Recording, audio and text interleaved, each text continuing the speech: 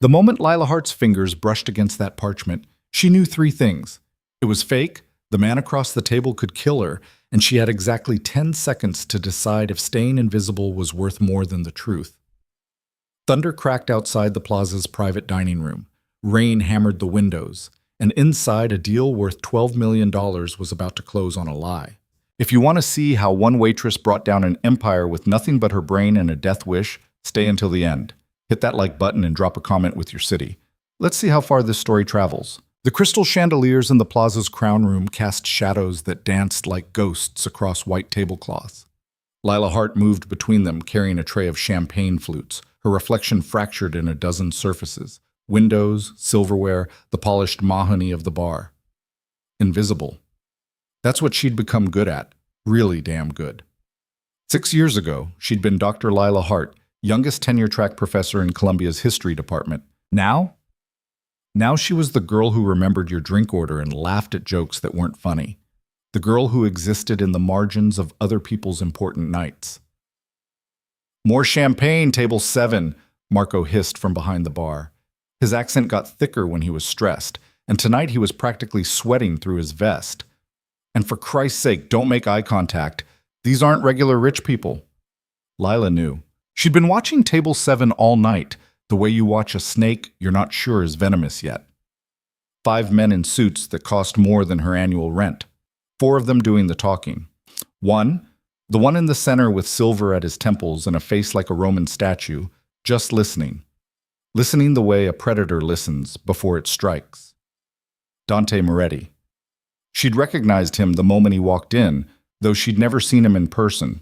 You didn't spend 6 years in Manhattan without learning which names mattered, which faces appeared in newspapers under headlines about alleged this and suspected that. The kind of articles where every other word was declined to comment, or no charges filed. The kind of man her mother would have warned her about, if her mother could still form complete sentences. Lila loaded her tray, checking her reflection in the bar mirror. Dark hair pulled back tight. Minimal makeup. The uniform that every server wore. Black pants, white shirt, the plaza's gold pin. Anonymous. Safe. "Table 7's courier just arrived," Marco muttered. "Big briefcase, bigger attitude. Whatever they're doing, it's about to go down." She lifted the tray and moved through the room like water, flowing around conversations she wasn't supposed to hear. Someone laughed too loud at table 3. Table 9 wanted more bread. Table 7 wanted champagne and silence. The courier stood at the head of the table now, a thin man with wire-framed glasses and hands that shook slightly as he placed a leather portfolio in front of Dante Moretti. Lila approached from the left, setting down glasses with practiced efficiency. Close enough to serve, far enough to be forgettable. "Gentlemen," the courier said, his voice high and reedy. "As requested, the Cortez manuscript, authenticated by 3 independent experts, carbon dated, provenance verified back to 1521. Dante didn't move, didn't reach for the portfolio, just sat there with his hands folded on the table, dark eyes fixed on the courier like he was memorizing him for later. "Open it," he said. His voice was quiet, quieter than it should have been to carry that much weight. The courier fumbled with the clasps. Inside, nestled in burgundy silk, lay a document that made Lila's heart stop mid-beat. Parchment. Old enough that she could smell the centuries on it from where she stood. Text in Spanish, the letters formed with iron gall ink that had oxidized to that distinctive brown-black. Margins decorated with small illustrations. Ships, swords, a coastline that might have been the New World when it was still new. She'd written her dissertation on Spanish colonial documentation. Spent 3 years in archives that smelled like dust and old leather, learning to read conquistador script, to identify paper mills by their watermarks, to spot the tiny tells that separated genuine history from clever fake. Her hands kept moving, setting down glasses, but her brain had shifted into a different gear entirely. The gear that had earned her a PhD at 26. The gear she'd buried under Smile and Serve for 6 years because expertise didn't pay her mother's medical bills. Hernan Cortez himself wrote this, the courier was saying, his personal account of meeting Montezuma. There are only 3 known Cortez manuscripts in private hands. This would be the 4th. Would be. That choice of words landed different when you knew what you were looking at. Dante's associate, a broad-shouldered man with a Brooklyn accent and a scar through his left eyebrow, leaned forward. "And you're telling me this is worth $12 million?" "Conservative estimate," the courier said quickly. "At auction, it could go higher, much higher." Lila poured champagne into Dante's glass, her movements automatic, her eyes on the manuscript. The text was right. The style was right. Even the illustrations had that authentic amateur quality. Conquistadors didn't hire professional illuminators for field journals. But something was wrong, something she couldn't quite name yet, like a song played in the wrong key. "The ink," one of Dante's men said. "How do we know?" "Spectroscopy confirms iron gall ink consistent with the period," the courier interrupted. "The parchment is genuine 16th century vellum. The binding is original. Gentlemen, this document was buried in a monastery in Seville for 400 years. It's as legitimate as they come." Lila circled to the other side of the table, her tray empty now, but that didn't matter. She needed to see the other pages, needed to see... There. The courier turned a page, and Lila's breath caught. The watermark. Jesus Christ, the watermark. Vellum didn't have watermarks. It was animal skin, not paper. You could put whatever authentic 16th century text you wanted on it, age it perfectly, make it smell like a Spanish monastery. But you couldn't make it paper, and you couldn't put a watermark where there shouldn't be one. Except there it was, visible when the chandelier light hit the page at the right angle. Faint but unmistakable to someone who knew what to look for. An anchor. The Zonghi mark. From a paper mill in Tuscany that didn't exist until 1615. 94 years too late. Her heart hammered against her ribs. The manuscript was fake. Not just fake, it was a good fake. The kind that took real skill and historical knowledge to create. The kind that would fool experts because experts looked for the big tells, not the tiny ones. Not the impossible watermark on vellum that wasn't actually vellum at all.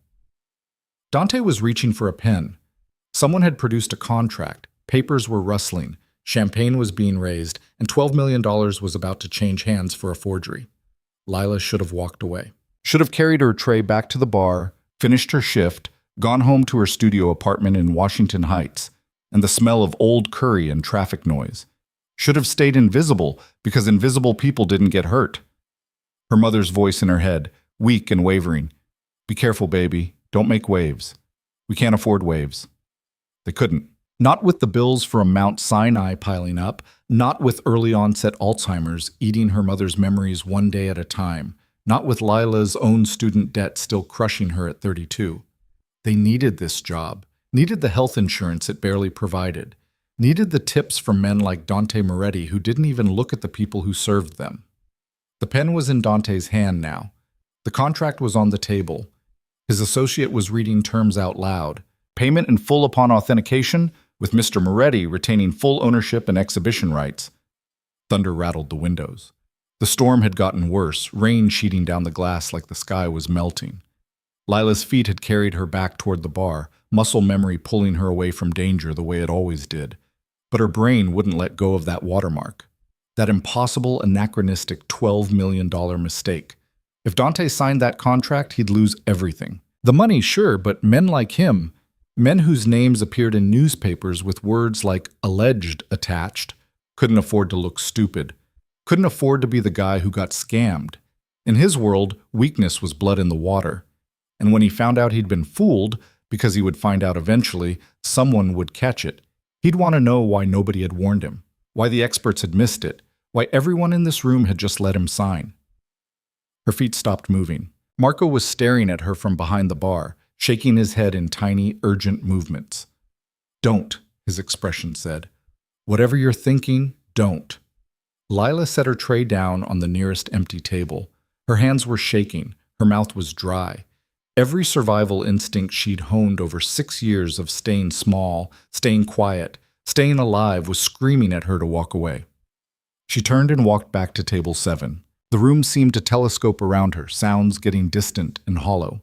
Her footsteps on the carpet, the scratch of Dante's pen on paper, someone's phone buzzing, rain hammering the windows like it was trying to get in.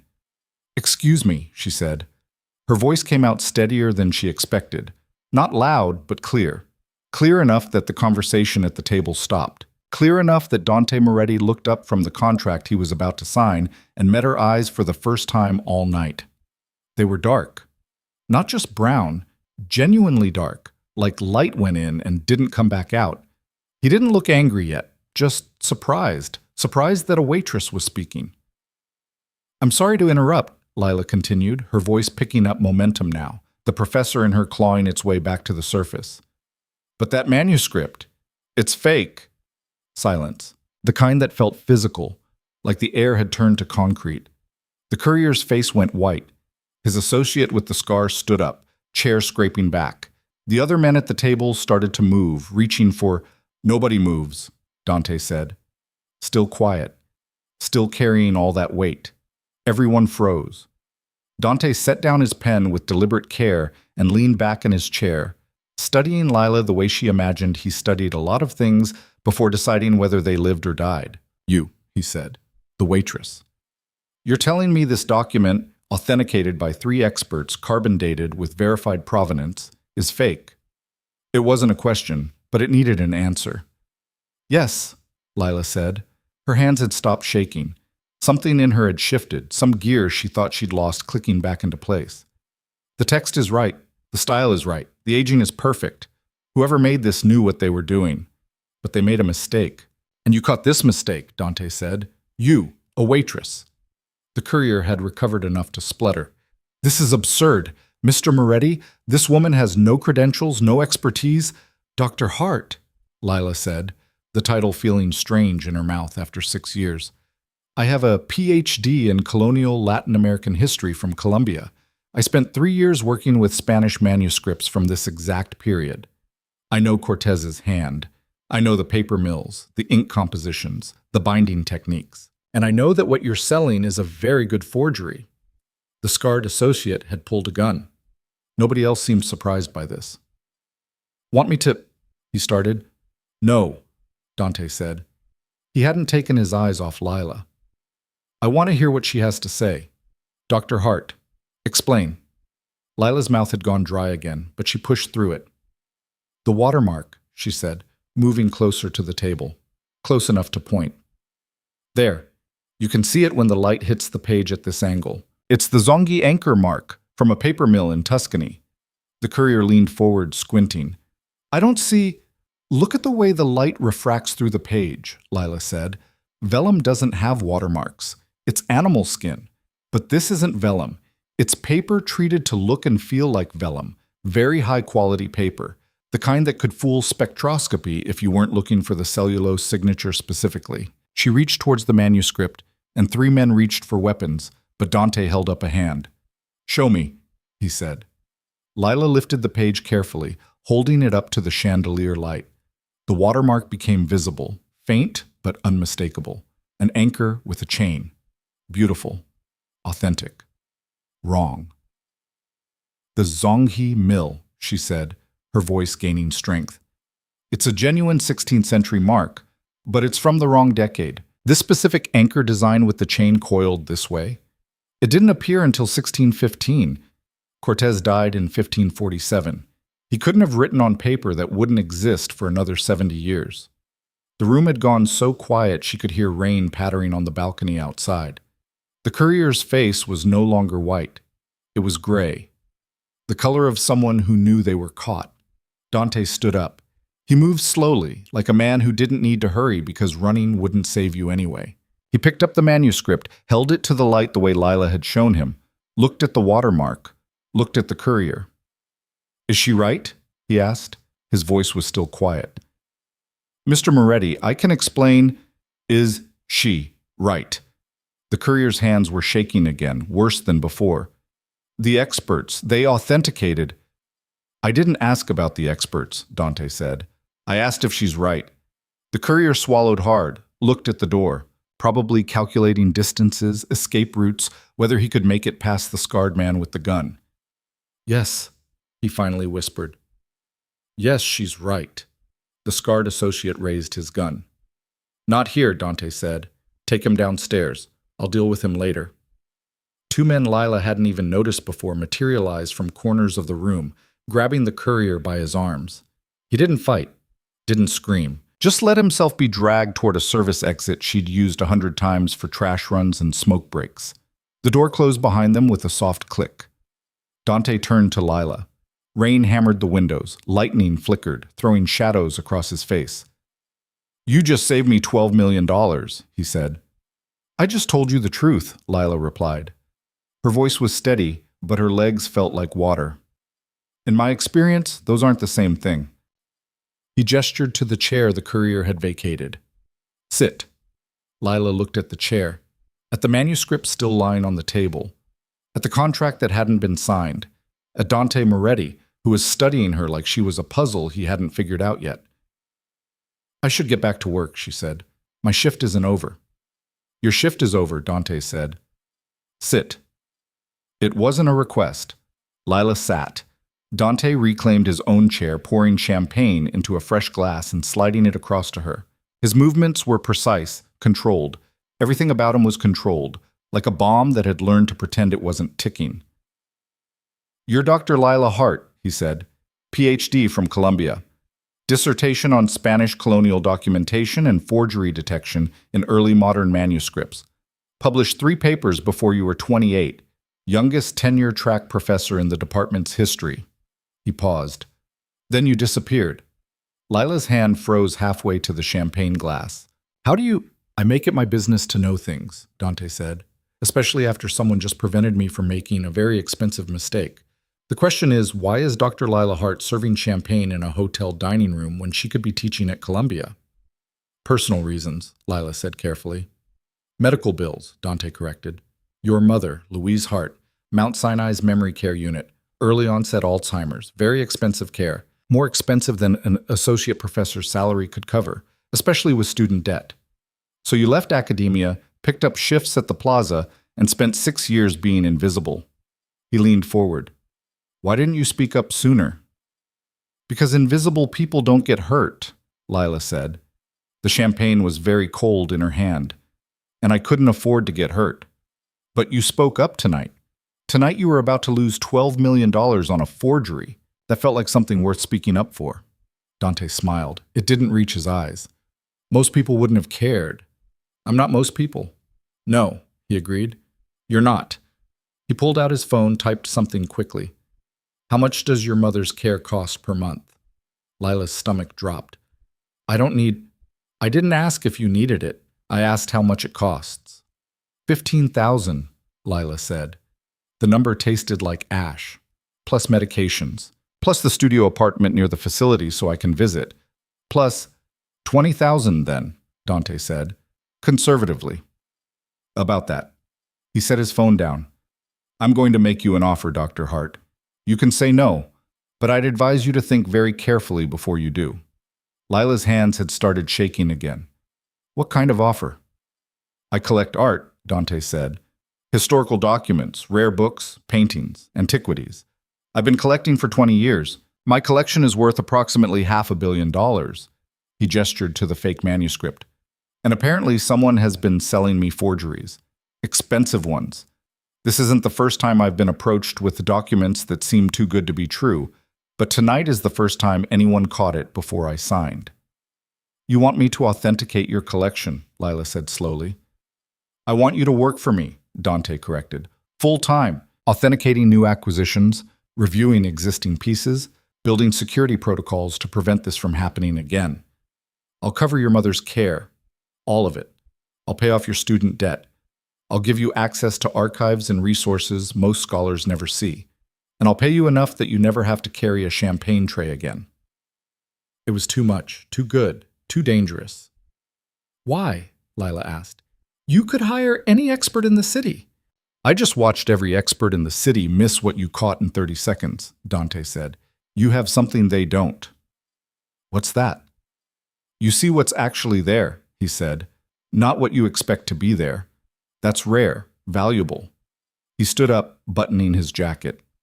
"Take tonight to think about it. Tomorrow, call this number." He slid a business card across the table. "Simple. Expensive paper. Just a phone number. Or don't call. Go back to your shifts. Stay invisible. But Dr. Hart?" He paused at the door. "The people who sold me this forgery? They're going to figure out you're the one who exposed it, and they're going to wonder what else you know. Invisible isn't going to protect you anymore." Then he was gone, his remaining associates following like shadows, and Lila was alone at table 7 with a fake manuscript, an empty champagne glass, and a business card that felt like it was burning a hole in the table. Marco appeared at her elbow, his face pale. "Lila, what the hell did you just do?" "I have no idea," she said.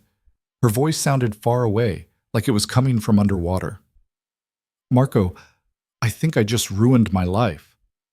"Or saved it," he said, staring at the door where Dante had disappeared. "Jesus, Lila. That was Dante Moretti. You know who he is, right?" "I know." "And you just... Marco couldn't finish the sentence. "You're either the bravest person I've ever met, or the stupidest. Can I be both?" He laughed, high and slightly hysterical. "You need to go home. I'll cover the rest of your shift." Lila nodded, standing on legs that didn't quite feel attached to her body. She grabbed her coat from the staff room, stuffed the business card in her pocket, and walked out into the rain. The city was drowning. Water sheeted down from awnings, turned gutters into rivers, made the lights blur into impressionist paintings. Lila stood under the plaza's awning, watching taxis spray up sheets of water, trying to remember how to breathe normally. She'd spoken up. After 6 years of silence, of hiding, of being invisible, she'd opened her mouth and everything had changed.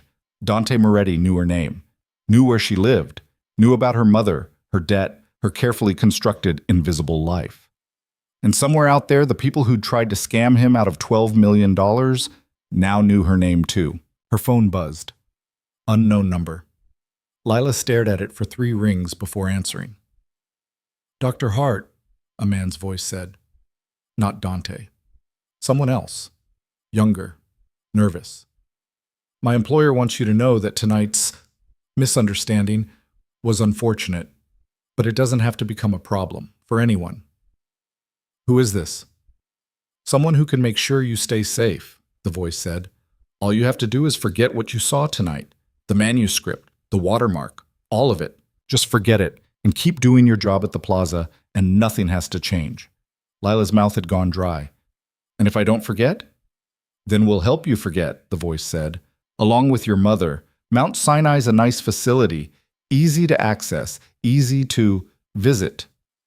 The line went dead. Lila stood in the rain, phone clutched in her hand, water soaking through her coat. They'd threatened her mother. In less than an hour, she'd gone from invisible to marked, from safe to hunted. The business card in her pocket suddenly felt less like an offer and more like a lifeline. She pulled it out, rain already starting to blur the ink. Just a number. No name, no company. Nothing to indicate who Dante Moretti was or what calling him would mean. But he'd been right about one thing. Invisible wasn't protecting her anymore. Lila stepped off the curb and flagged down a taxi. Gave the driver her address in Washington Heights. Watched the city blur past through rain-streaked windows. Her apartment was exactly how she'd left it. Small, clean, mostly empty except for the books. Books everywhere, stacked on surfaces and stuffed in makeshift shelves, the only thing she hadn't been willing to give up when she'd stripped her life down to essentials. Spanish colonial histories, treatises on forgery detection. Her own PhD thesis, bound in blue, never opened anymore because it hurt too much to remember who she used to be. She changed out of her wet clothes, made tea she didn't drink, stared at the business card on her kitchen counter. Her phone buzzed again. Different number. This one she recognized. "Mount Sinai Memory Care," she answered. "Ms. Hart?" The night nurse, Julia. Kind voice. Bad news voice. "Your mother had an episode tonight. She got confused, tried to leave the facility. We had to sedate her. Is she okay?" "She's stable now, but Ms. Hart, these episodes are getting more frequent. Doctor Martinez wants to discuss increasing her medication regimen. The new protocol it's expensive." Of course it was. Everything was expensive. Living was expensive. Caring was expensive. Survival was a luxury she could barely afford. "How expensive?" Julia quoted a number that made Lila's stomach turn. 5,000 more per month. Money she didn't have. Money she couldn't make carrying champagne trays. I'll figure it out, Lila said. The lie tasted bitter. I know you will. You always do. But Ms. Hart, maybe it's time to think about— Don't, Lila said. Don't tell me it's time to think about letting go. She's my mother. She's all I have. I wasn't going to say that, Julia said gently. I was going to say maybe it's time to ask for help. Help? From who? From Dante Moretti, a man whose name appeared in newspapers under headlines about organized crime? A man who'd just had someone dragged out of a restaurant to some undisclosed location for some undisclosed purpose? Or from the people who'd just threatened to visit her mother if Lila didn't forget what she'd seen? Some choice. Some life. Lila ended the call and picked up the business card again. Just a number. Just a choice. Just her entire future, balanced on whether she dialed. Thunder cracked overhead, close enough to rattle her windows. The storm wasn't letting up. If anything, it was getting worse. She thought about invisibility, about safety, about 6 years of serving champagne and pretending she was nobody, accumulating nothing except debt and exhaustion. She thought about that moment in the crown room when she'd seen the watermark, when she'd felt her brain shift gears, felt herself become doctor. Lila Hart again, expert, scholar, someone who knew things that mattered. She thought about her mother, sedated in a facility in Queens, her memories dissolving like sugar in water, and nobody there to remember for her except Lila. She picked up her phone and dialed the number. It rang twice. Dr. Hart, Dante's voice, like he'd been waiting. I was hoping you'd call. Someone threatened my mother, Lila said. No preamble, no politeness, just the truth. Less than an hour after I left the plaza. They told me to forget what I saw, or they'd make me forget. Silence on the other end. Then, where are you? She gave him her address. Stay there, Dante said. Lock your door. Don't open it for anyone but me. I'll be there in 20 minutes. Why would you sit? Because you work for me now, he said, and I protect what's mine. The line went dead. Lila stood in her kitchen, phone in hand, and wondered if she'd just made the best or worst decision of her life. Probably both. Probably there wasn't a difference anymore. She locked her door, made fresh tea, stared at her books, and tried not to think about how fast a life could change. 6 years to build invisibility. 6 hours to tear it down. Exactly 20 minutes later, someone knocked on her door. Lila looked through the peephole. Dante Moretti stood in her hallway, rain-soaked, flanked by 2 men who looked like they ate problems for breakfast. She opened the door.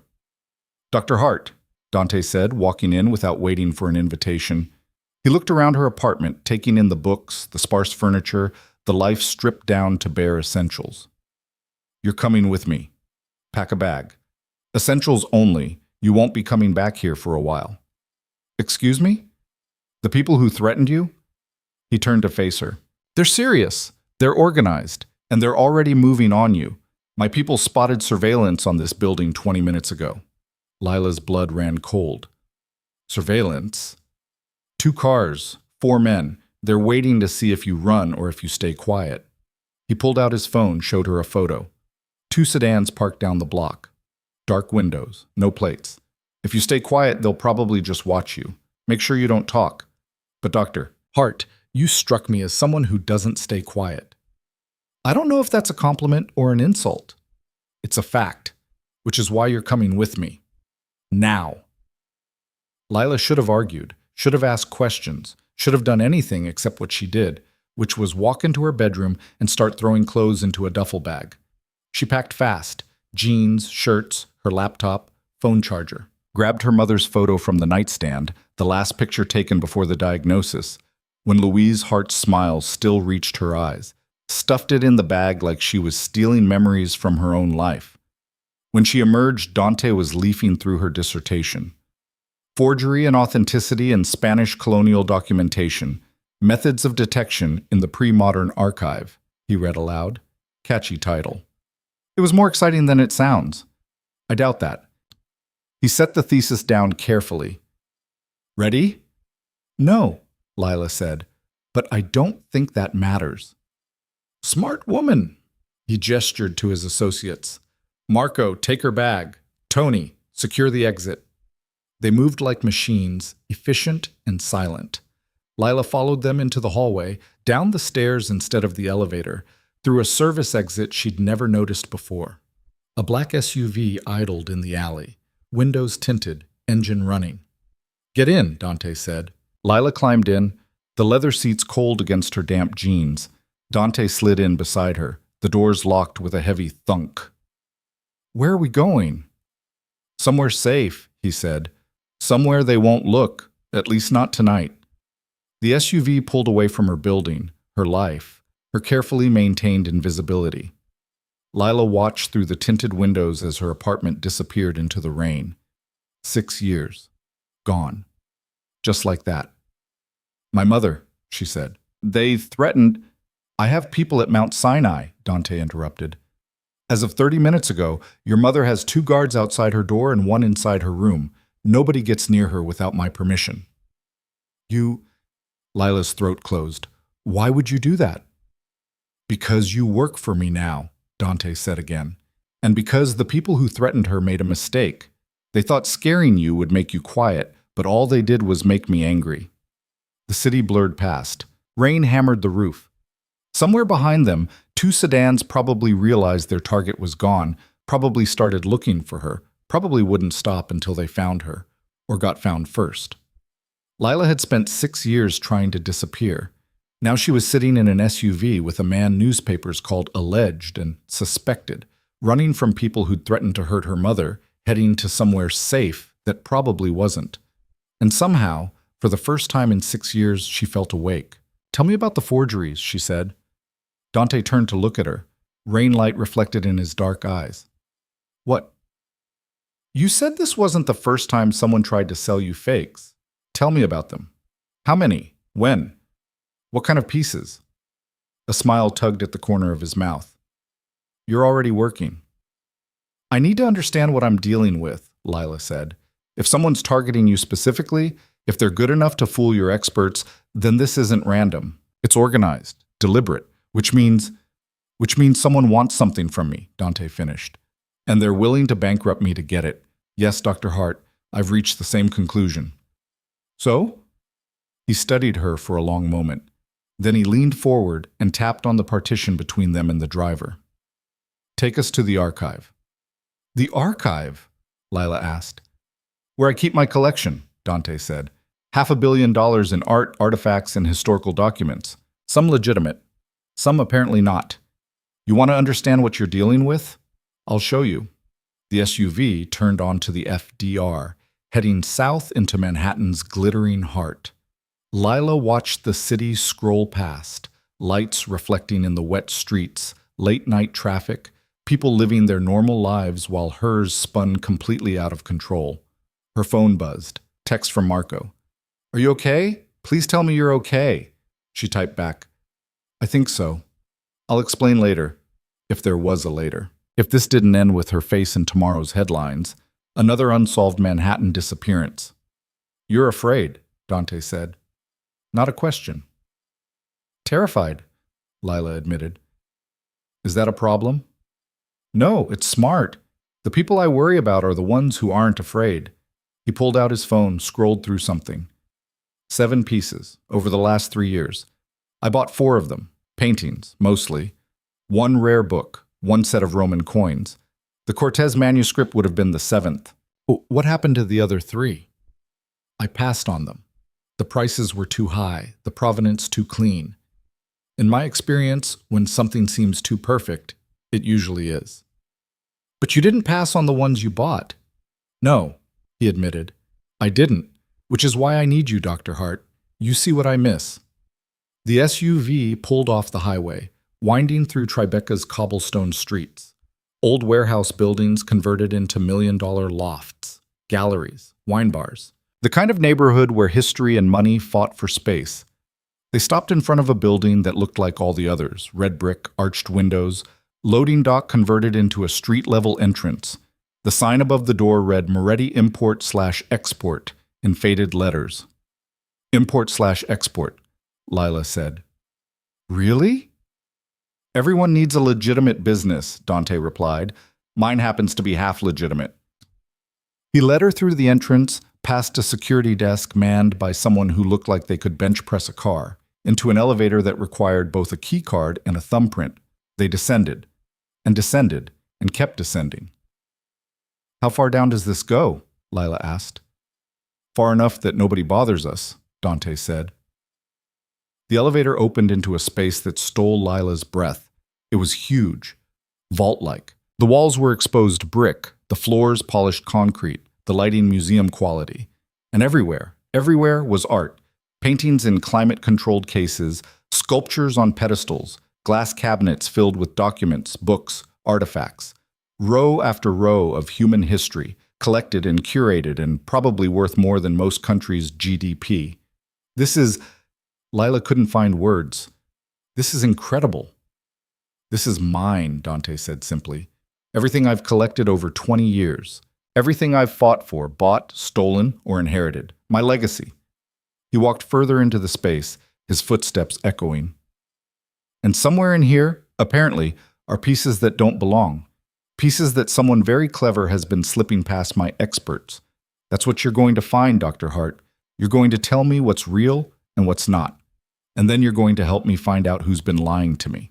Lila moved deeper into the archive, her professional brain kicking into gear despite everything else. She could see immediately which pieces were recent acquisitions. They had newer cases, brighter lighting. She approached the first one, a painting. Renaissance era, or supposedly. A Madonna and Child, beautiful, serene. Wrong. She could see it in the crackling pattern on the surface. Too regular. Real aging was chaotic, random. This was artificial, accelerated. Good work, but not good enough. "This one," she said, pointing. Dante came to stand beside her. Lorenzo Lotto, authenticated by 3 experts, purchased 2 years ago for $8 million. "It's fake," Lila said. "The cracking is artificially induced, probably heated and cooled rapidly to create the effect. The pigments might be period appropriate, but the application is wrong. Look at the brushwork in the shadows. It's too smooth." Lotto had a distinctive technique, almost nervous in places. "This is too controlled." Dante stared at the painting like it had personally betrayed him. $8 million. "I'm sorry." "Don't be. Just find the others." So she did. Lila moved through the archive like a ghost, her trained eye catching details that didn't belong. A Roman coin with the wrong patina. A medieval manuscript with 19th century binding glue. A Greek vase with tool marks from a modern drill. 4 pieces total. 3 she found immediately. The 4th took longer, required pulling documentation, checking watermarks and chemical signatures in ways she hadn't done in 6 years. But she found it. By the time she finished, dawn was starting to break. Pale light filtered through high windows, cutting geometric shapes across the floor. Dante had watched her work in silence, making notes, taking photos, his expression getting darker with each piece she exposed. $14 million, he finally said, across 4 pieces. Plus the 12 I almost lost on the manuscript, $26 million. Someone's been bleeding me dry. Someone with access to your acquisition process, Lila added. Someone who knows your buying patterns, your budget ranges, your weaknesses, the pieces they targeted. They're all things you'd want, things that fit your collection. Nothing random. Which means someone on the inside, Dante said quietly. Someone I trust. The words hung in the air like a death sentence. Lila's phone buzzed. Text from Mount Sinai. Your mother is awake. She's asking for you. Guilt crashed over her like a wave. Her mother was awake, alone, probably confused, and Lila was standing in an illegal archive with a crime boss hunting forgeries. I need to see her, Lila said. Not safe yet, Dante replied. Give me 24 hours. I'll make arrangements. She has Alzheimer's. She doesn't have 24 hours. Every day she forgets a little more. If I miss a visit, I might lose... Her voice cracked. I might lose her asking for me. I might lose her knowing who I am. Dante's expression softened, just for a moment. Tomorrow morning, he said. First thing, I'll take you myself. Promise? I promise. It would have to be enough. Lila looked back at the archive, at the forgeries she'd exposed, at the $500 million in art surrounding them like a fortress made of human achievement. What happens now, she asked. Now? Dante checked his watch. Now we figure out who's trying to destroy me. And then I return the favor. Sleep didn't come. Lila spent what was left of the night in a guest room 3 floors above the archive, staring at an unfamiliar ceiling while her brain refused to stop cataloging everything she'd seen. The paintings, the coins, the manuscripts, $26 million in forgeries, and those were just the ones she'd caught in 6 hours. How many more were hiding in that collection? How deep did this conspiracy go? Her phone sat on the nightstand, screen dark, but she could feel it there, waiting. Like any second, it might light up with another threat, another demand to forget, another reminder that her old life was gone and this new one might kill her. At 6 a.m., she gave up on sleep. Showered in a bathroom bigger than her entire apartment had been.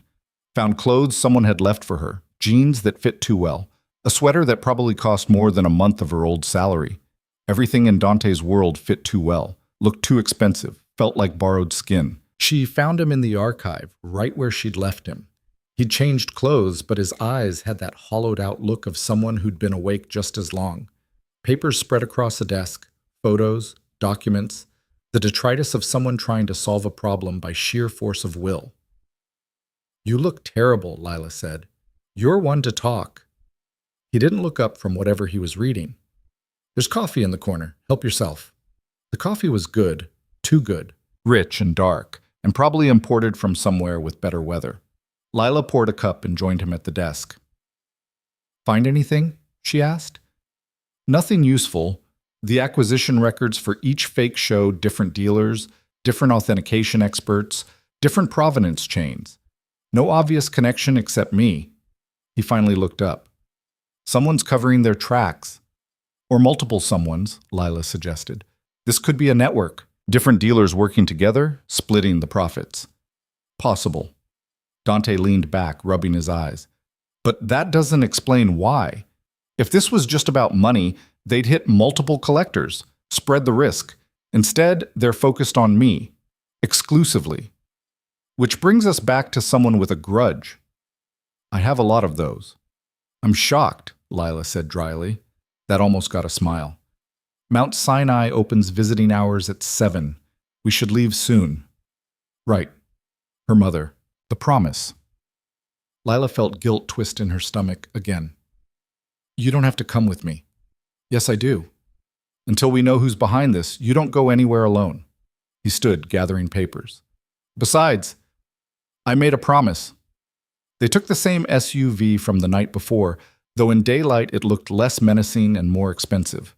The leather seats, the tinted windows, the driver who hadn't said a single word but looked like he could kill someone with a paperclip if needed. Morning traffic clogged the streets, delivery trucks, early commuters, the city waking up to another day of not caring about Lila's problems. She watched it all through bulletproof glass, feeling disconnected from the world she used to inhabit. Yesterday she'd been part of that flow. Today she was separate, marked, different. "Tell me about her," Dante said suddenly. "Who?" "Your mother." Lila didn't want to talk about her mother. Didn't want to make Louise's heart real in this context, this world, this danger. But something in Dante's voice made her answer anyway. "She was a librarian," Lila said. "Queens Public Library, main branch. Worked there for 30 years. She could find any book, answer any question, remember every patron's name and what they liked to read." Her throat tightened. "Now she can't remember what she ate for breakfast. Can't remember my name half the time. Can't remember she has a daughter who'd burn the world down to keep her safe." "That's why you stayed invisible," Dante said. "Not just the money, the time. You needed to be close to her. Every extra hour mattered, still matters." Lila traced patterns on the window. "The doctors say she has maybe 2 years before she forgets everything, before she forgets me completely. So yeah, I served champagne and smiled at rich assholes and stayed invisible because those hours with her were worth more than my pride." "They still are." "Are they?" Lila turned to face him. "I exposed your forgery. Someone threatened her. Now I'm in an SUV with armed guards heading to see her with a crime boss as a chaperone. I'm not sure I made the right choice." "You made the only choice," Dante said. "Those people would have found you eventually. At least this way, you have protection. Your protection. Better than nothing." They pulled up to Mount Sinai just after 7.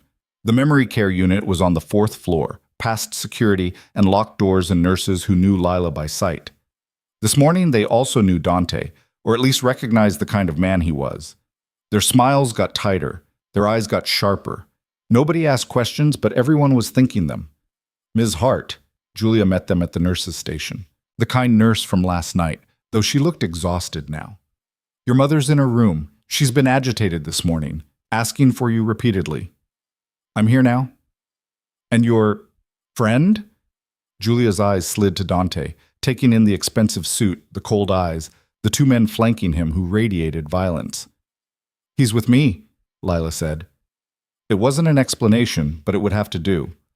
Her mother's room was at the end of the hall, small, clean, decorated with photos Lila had brought, pictures from before, when Louise Hart still smiled like she meant it. The woman in the bed didn't look like those photos anymore. Thinner, grayer, diminished in ways that had nothing to do with age. Mom? Louise's eyes opened, focused. For one horrible second, Lila saw no recognition there. Then something clicked. Lila. The name came out scratchy, unused. Where were you? I was calling for you. I'm sorry. But Lila crossed to the bed, taking her mother's hand. The bones felt fragile under papery skin. I'm here now. There were men here, Louise said. Her grip tightened. Strange men. They said they were protecting me, but I don't know them. I don't want them here. They're keeping you safe, Mom. Safe from what?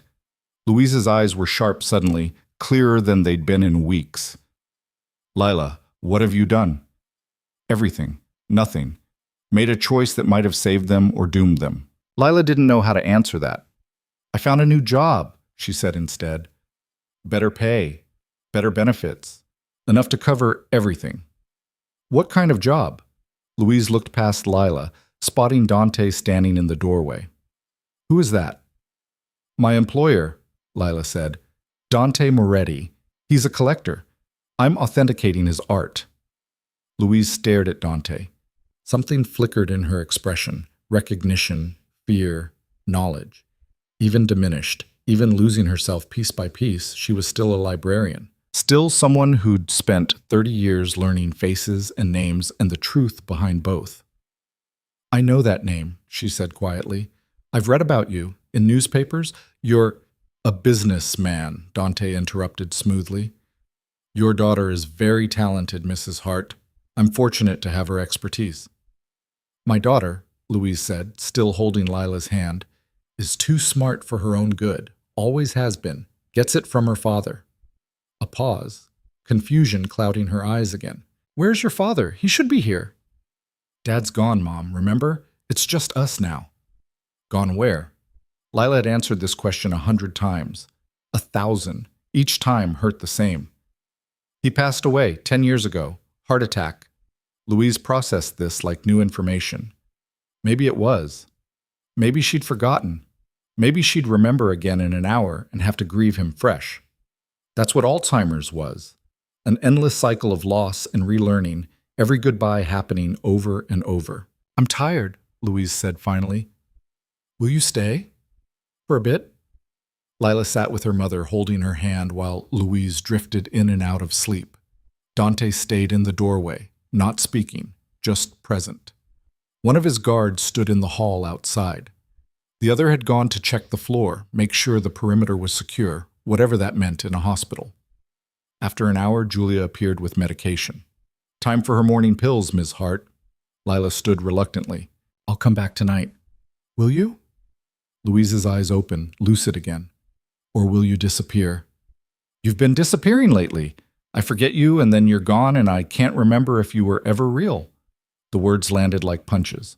Lila had to work to keep her voice steady. I'm real, Mom, and I'll be back. I promise. She left before Louise could ask for another promise she might not be able to keep. Dante followed her into the hall, neither of them speaking until they were back in the elevator heading down. She knows, Lila said. Knows what? Who you are. What you are. Lila leaned against the elevator wall. She's losing her memories, but not her judgment. She knows I've made a deal with someone dangerous. Does that change anything? No. Lila laughed, bitter and tired. I made my choice. I'm in this now, whatever this is. The elevator opened onto the lobby. Morning had progressed while they'd been upstairs. More visitors. More patients. More people living normal lives where the biggest threat was traffic or a missed deadline or whether they'd remembered to buy milk. Lila envied them. We need to move on the dealers, Dante said once they were back in the SUV. The ones who sold me the forgeries. Find out who they're working for. How? By asking nicely. His smile was cold.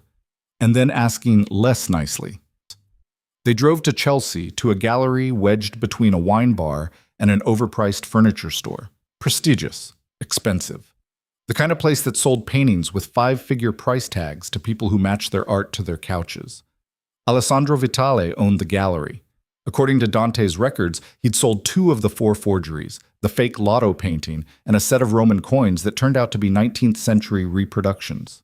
Let me do the talking, Dante said as they approached the entrance. I wasn't planning on saying anything.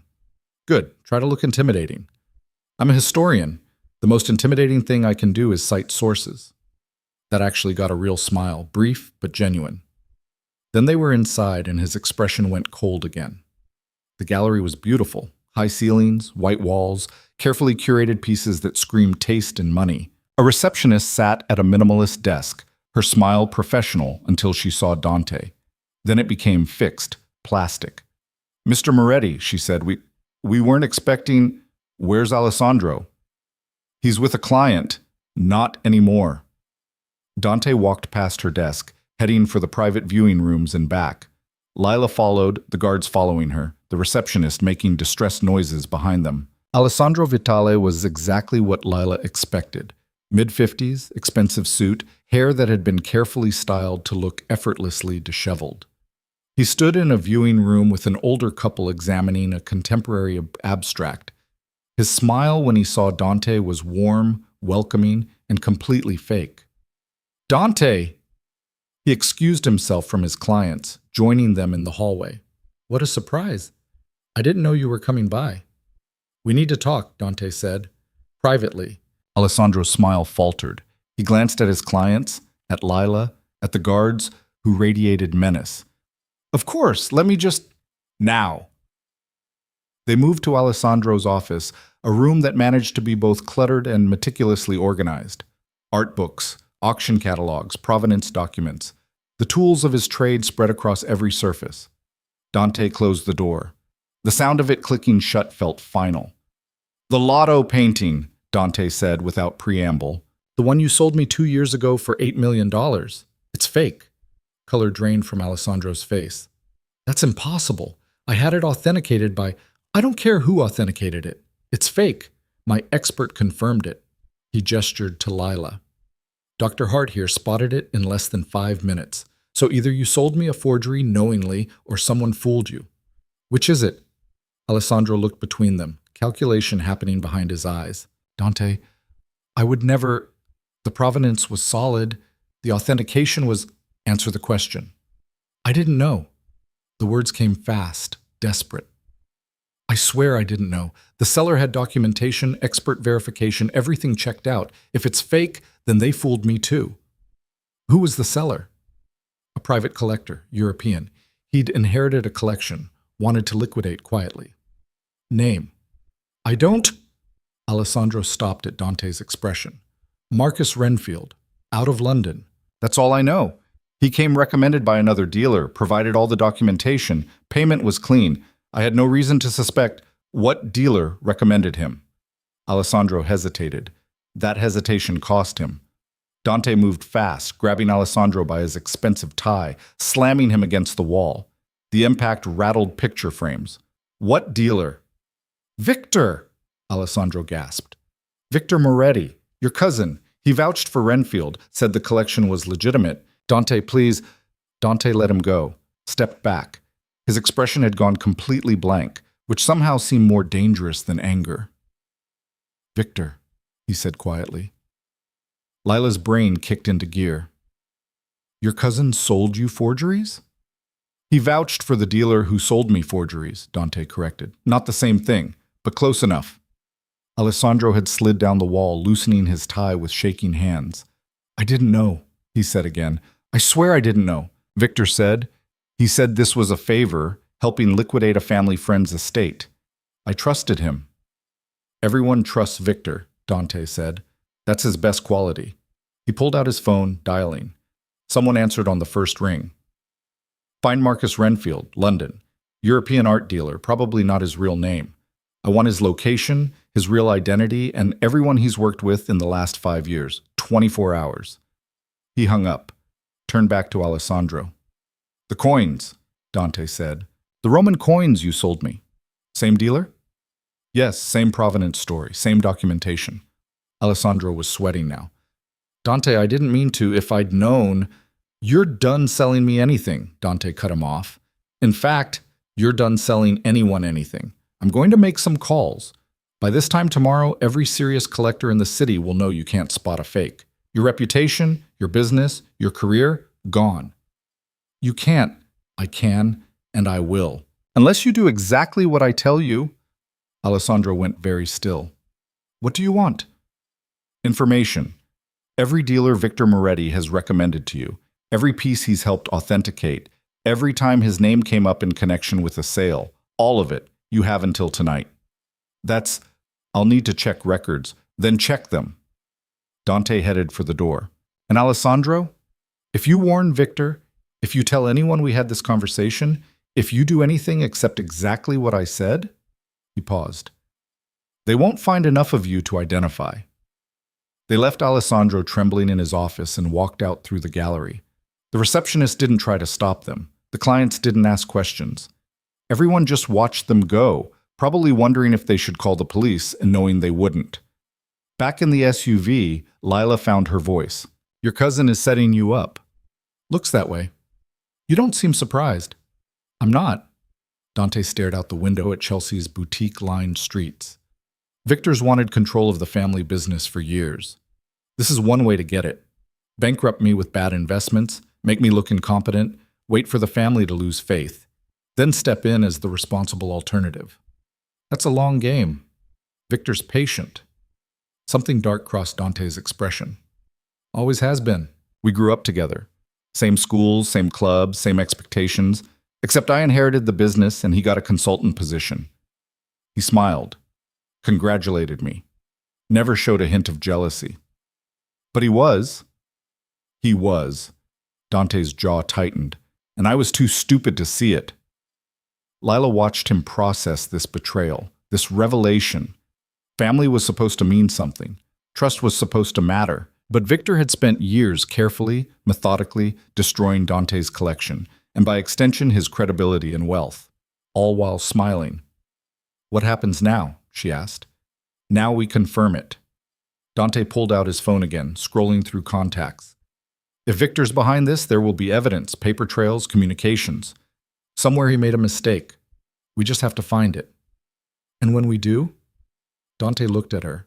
His eyes were cold again, empty. Then I deal with him. The way he said it made Lila's skin prickle. Deal with him, not confront, not expose. Deal with. She didn't ask what that meant, didn't want to know. She was already in too deep, already complicit, already past the point where she could pretend this was just about art. They spent the rest of the day in the archive pulling records, every acquisition from the last 5 years, every dealer contact, every authentication report, cross-referencing names, looking for patterns, building a case against someone who was family. Around 3 p.m., one of Dante's people arrived with lunch. Italian food from somewhere that smelled better than anything had a right to. They ate surrounded by $500 million in art, some real, some fake, all of it now tainted by suspicion. Tell me something, Lila said, picking at her pasta. Why collect? Why all of this? She gestured at the archive. What's the point? Dante considered the question. You spent 6 years in academia, probably dreamed of being surrounded by history forever. Then you had to walk away. How did that feel? Like losing a limb. That's why. He set down his fork. My family made their money in ways we don't discuss at dinner parties. Gambling, extortion, worse. I inherited that. Inherited the violence and the dirty money and the reputation. But this... He looked around at the paintings, the sculptures, the preserved fragments of human achievement. This is something beautiful, something lasting, something that makes me more than just another gangster. You collect legitimacy, Lila said slowly. I collect meaning. He stood, walking to a painting Lila had authenticated as genuine, a Dutch master, small and perfect. My grandfather was illiterate, couldn't read or write, but could break bones and collect debts. My father expanded the business, made millions, never read a book that wasn't about horse racing. And me? I wanted to be different, wanted to build something that mattered beyond fear and money. So you built this. So I built this. He touched the painting's frame gently, reverently, and now someone's trying to take it from me. Not just the money, the meaning, making me look like a fool who can't tell real from fake, destroying everything I've tried to become. Lila understood. She understood better than he probably realized. They'd both tried to build something beautiful from ugly circumstances. Her with her scholarship and research, him with his collection. Both of them reaching for meaning in a world that mostly offered chaos, and both of them watching it get dismantled by forces they couldn't control. We'll figure this out, she said. It was a promise she wasn't sure she could keep, but she made it anyway. Will we? Dante turned back to her. You've been here less than 24 hours, Dr. Hart. Already people have threatened you. Threatened your mother. Pulled you into a conspiracy that might get you killed. You could still walk away. Could I? No, he admitted. Probably not, but I'd let you try. That's almost sweet. I'm not sweet. I'm noticing that. Lila stood, joining him by the painting. But you keep your promises. You brought me to see my mother. You protected her. You're trying to do this right, even if your version of right is probably illegal in 6 different ways. 7, Dante corrected. At least. That startled a laugh out of her, real and unexpected and desperately needed. For just a moment, the weight lifted. Then reality came crashing back. Dante's phone rang. He answered, listened, his expression hardening. Where? When? How many? He hung up, looked at Lila. We need to go, he said. Now. What happened? Someone just tried to break into your mother's hospital room. The world tilted. Lila's stomach dropped. Is she? She's fine. My guards stopped them. But Dr. Hart, this just escalated. He was already moving, grabbing his jacket. They're not trying to scare you anymore. They're trying to eliminate leverage. They're trying to kill her. Yes. Lila ran for the elevator. Dante and his guards followed. They burst out into the dying afternoon light, piling into the SUV. The driver already had the engine running. Mount Sinai, Dante barked. Fast! Traffic was a nightmare. Rush hour starting early, streets clogged with cars that weren't moving fast enough. Lila watched the city crawl past, every second in agony, imagining her mother alone and confused while someone tried to... She couldn't finish that thought, couldn't let herself go there. They won't get to her, Dante said, like he could read her mind. My people are with her. She's safe. For how long? Lila's voice cracked. How long before they try again? Before they succeed? I can't lose her like this. You won't. You can't promise that. No, Dante admitted. I can't, but I can promise I'll do everything in my power to prevent it. They made it to Mount Sinai in 20 minutes that felt like hours. Lila was out of the SUV before it stopped moving, running through the lobby, past security, up the stairs because the elevator was too slow. Dante's voice behind her, calling her name, but she couldn't stop. Had to see her mother, had to know she was alive. The 4th floor hallway was chaos. Hospital security, police, nurses clustered at the station, and at the end of the hall, outside her mother's room, Dante's guards standing over 2 men in handcuffs. Julia saw Lila coming and intercepted her. She's okay, she said immediately. Your mother's okay. She slept through the whole thing. Lila's legs nearly gave out. What happened? 2 men tried to enter her room, said they were family. Your mother doesn't have any male relatives in the system, so our guards questioned them. They tried to force their way in and, well, Julia gestured at the handcuffed men. Your security stopped them. Lila pushed past her into the room. Her mother lay in bed, sleeping peacefully, completely unaware that someone had just tried to hurt her, unaware of the danger. unaware that her daughter's choices had nearly gotten her killed. Lila sank into the chair beside the bed, taking her mother's hand. The guilt was crushing, overwhelming. This was her fault, all of it. She'd spoken up in that restaurant, and now her mother was a target. Now Louise's heart was in danger because Lila couldn't stay invisible. Dante appeared in the doorway. The police want a statement. What do I tell them? Nothing. I'll handle it. He paused. Dr. Hart, we can't keep her here. They found her once. They'll try again. Where else would she go? Lila's voice was hollow. This is the best facility in the city. She needs specialized care. I have a place, Dante said. Private facility. Outside the city. Top security, best medical staff money can buy. She'd be safe there. How private? The kind of private where we treat people who can't go to regular hospitals. People in my world who need discretion. A criminal hospital. He was offering to move her mother to a criminal hospital.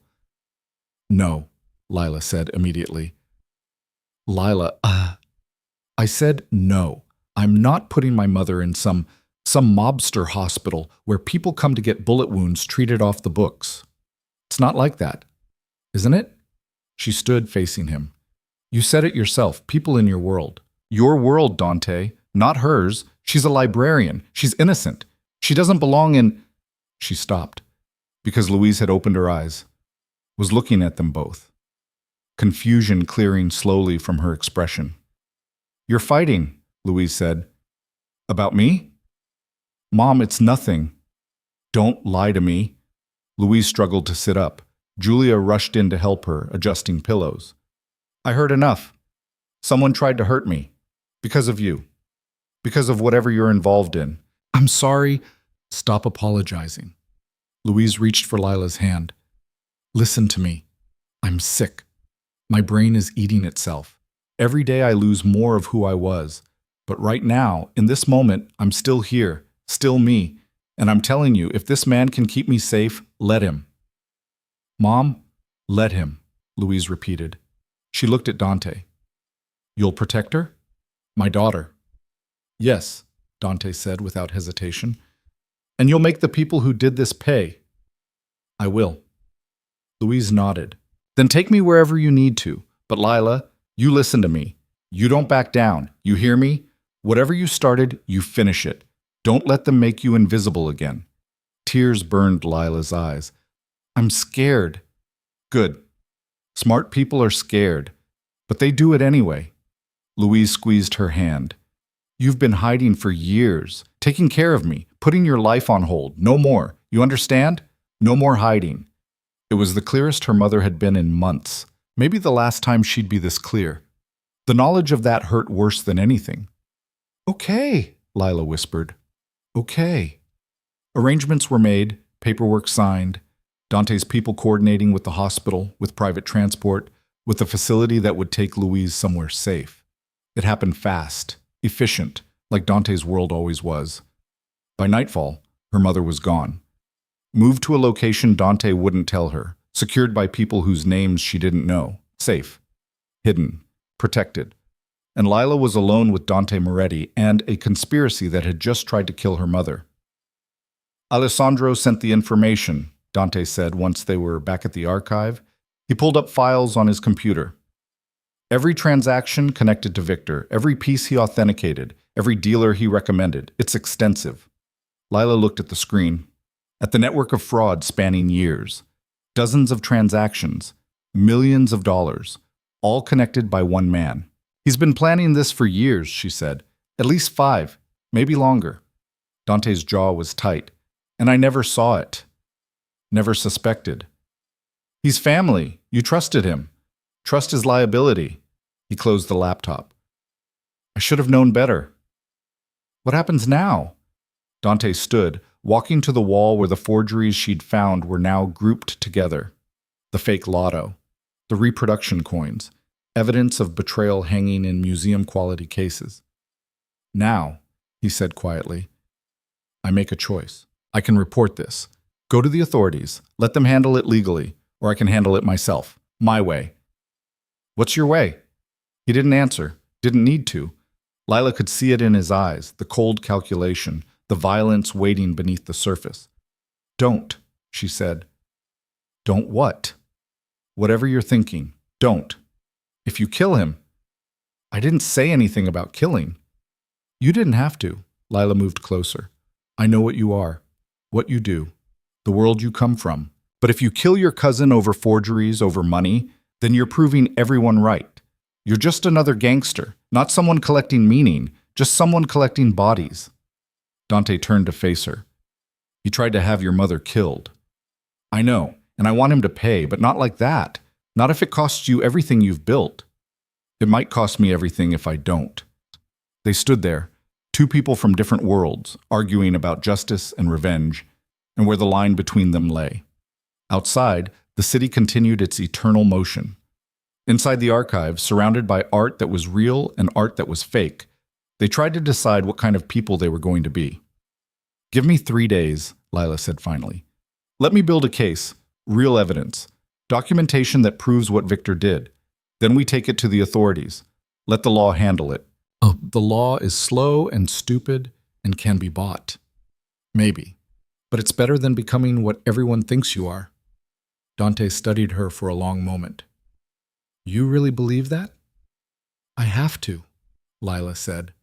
Otherwise, what's the point? What are we even fighting for? He was quiet. Then, 3 days. Thank you. Don't thank me yet, Dr. Hart. 3 days might not be enough.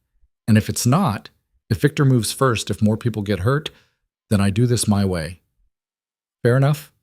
They worked through the night, building timelines, tracking forgeries, documenting every piece of Victor's conspiracy. Lila dove into research like she was back in grad school, chasing footnotes and primary sources, her brain finally doing what it was built for. Around 3 a.m., she found something. Dante, she said, look at this. He came to stand behind her, reading over her shoulder. What am I looking at? Payment records. From the dealer in London, Marcus Renfield. He wired money to an account in the Caymans. That account made deposits to 3 different galleries in New York. Small amounts, irregular intervals, but consistent over 5 years. Kickbacks. Exactly. And look who controls that Cayman account. She pulled up the banking records, the shell company formation documents, the paper trail that led back to one name. Victor Moretti. Got him, Lila breathed. Maybe. Dante studied the documents. This proves he was receiving money from Renfield. Doesn't prove he knew the pieces were fake. It's a start. And if we keep digging, Dante's phone rang. He answered, listened, his expression shifting from tired to alert. How many? He asked. When? He hung up, looked at Lila. We're out of time, he said. Victor just called a family meeting, tomorrow night. Emergency session to discuss concerns about my leadership and recent financial losses. He's making his move. Can you stop it? Not without proof. Real, undeniable proof that he's been sabotaging me. Dante grabbed his jacket. Which means we have less than 24 hours to finish this. That's not enough time. Then we'd better work fast. They did. The next 23 hours blurred together in a haze of documents, phone calls, and desperate research. Lila barely slept, barely ate, just kept digging, kept searching, kept building their case piece by piece, and slowly it came together. Victor's conspiracy wasn't just about forgeries. It was bigger, more complex. He'd been systematically undermining Dante for years. Bad investments he'd recommended, deals that had mysteriously fallen through, allies who'd suddenly become enemies. The forgeries were just one piece of a larger plan to make Dante look incompetent, to make the family lose faith. By 6 p.m., they had enough.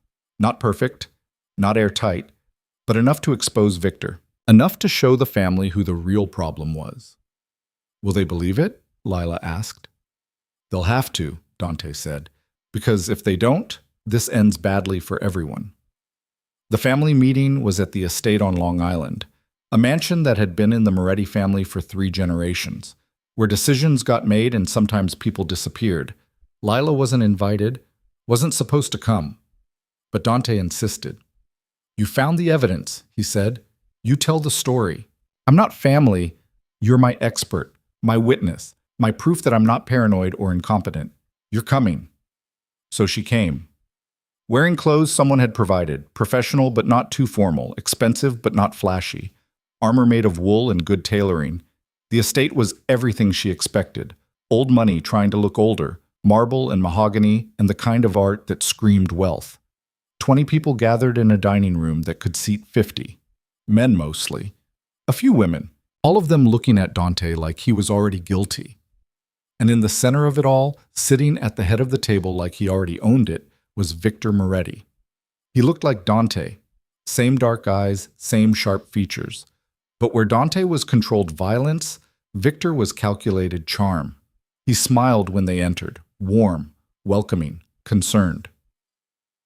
"Dante," he said, "thank you for coming. And who's this?" "Dr. Lila Hart," Dante said, "my authentication expert, the one who's been exposing your forgeries." The room went silent. Victor's smile never wavered. "I'm sorry, what? You heard me." Dante set his briefcase on the table. "For the last 5 years, you've been selling me forgeries. Expensive ones. $26 million worth. All part of a plan to bankrupt me, destroy my credibility, and take control of the family business." "That's insane," Victor said, but his eyes had sharpened. "Dante, you're exhausted, paranoid. These recent losses have clearly affected your judgment. Show them," Dante said to Lila. She opened the briefcase, pulled out the documents they'd compiled, the evidence they'd gathered, spread it across the table like accusations made paper. 5 years ago, Lila began, her voice steadier than she felt, a dealer named Marcus Renfield began approaching Mr. Moretti with historically significant pieces. Paintings, manuscripts, artifacts, all authenticated by reputable experts, all recommended by his cousin Victor. She walked them through it, the forgeries, the paper trail, the Cayman accounts. Every piece of evidence laid out in academic precision. The family listened, some skeptical, some shocked, Victor sitting there with his smile frozen in place. "This proves nothing," he said when she finished. "Circumstantial evidence. Coincidences. I recommended dealers I thought were legitimate. If they sold Dante forgeries, I'm as much a victim as he is." "Are you?" Lila pulled out one more document, the one she'd found at 4 a.m. that morning, buried in offshore banking records. "This is a transfer from Renfield to your account, made 2 days before Dante purchased the fake lotto painting. The exact amount Renfield received minus a 20% commission." She slid it across the table. "You weren't a victim, Mr. Moretti. You were the mastermind." Victor's smile finally cracked. Just for a second. Then it was back, but different now. Harder. Meaner. "Clever," he said softly. "Very clever. I underestimated you, Dr. Hart." "People usually do," Lila replied, "but not clever enough." Victor stood. "Yes, I sold Dante forgeries. Yes, I've been working to expose his incompetence. But why? Because he's been running this family into the ground, making us weak, turning us legitimate when we should embrace what we are."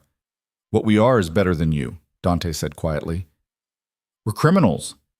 Victor's composure shattered. "We're gangsters, Dante. We always have been. But you wanted to play collector, wanted to pretend we're something we're not.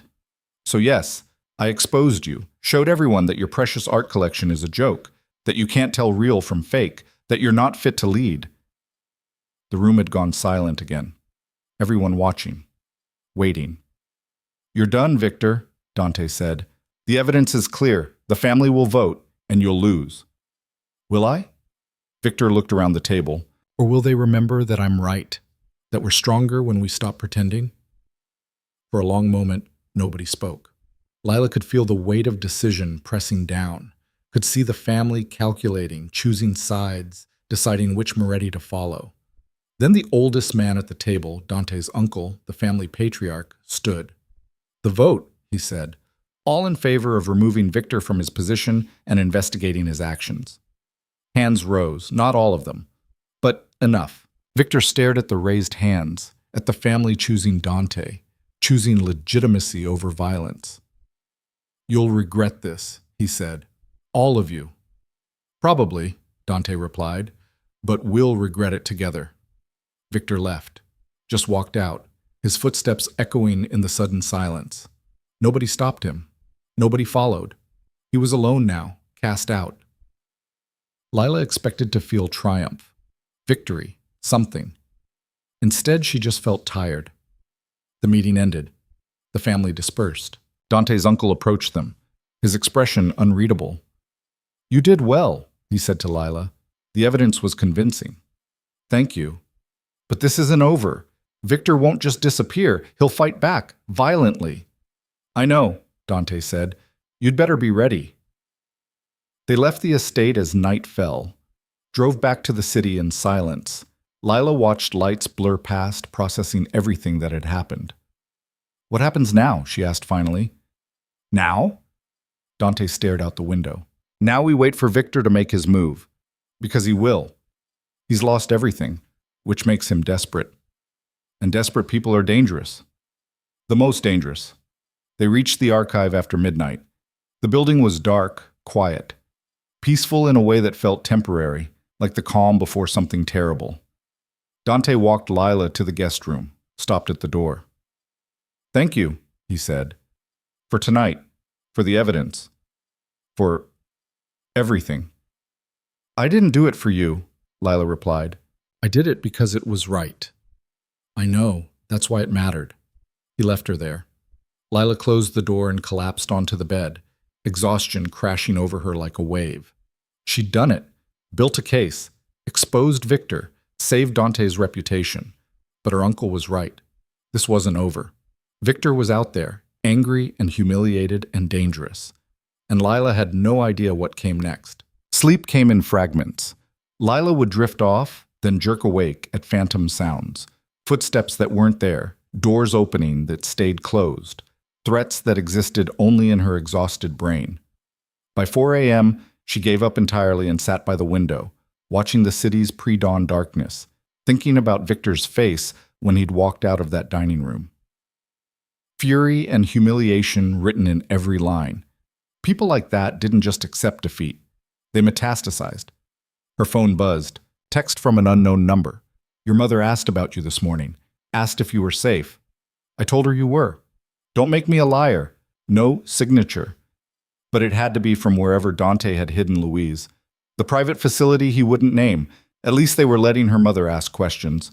At least Louise still remembered having a daughter to worry about. Lila typed back, "Tell her I'm fine. Tell her I love her." Then, after a pause, "Is she really okay?" The response came immediately. "She's comfortable. Confused sometimes, but that's normal. The doctor says her decline hasn't accelerated. You did the right thing." The right thing. Lila stared at those words until they stopped making sense. The right thing had gotten her mother threatened, nearly killed, and stashed in some criminal hospital. The right thing had dragged Lila into a world where family meetings ended with exile and people talked about violence like it was weather. But Louise was alive, safe. That had to count for something. She was still sitting there when Dante knocked on her door at 6 a.m. He looked as exhausted as she felt, suit rumpled, eyes hollow. "Couldn't sleep either?" she asked. "Didn't try." He handed her a coffee. "We need to talk." They went to the archive, that underground vault of art and lies. Someone had cleaned up from their marathon research session. The documents were filed, the coffee cups gone, everything back to its museum-perfect state, like last night had never happened. "Victor's disappeared," Dante said without preamble.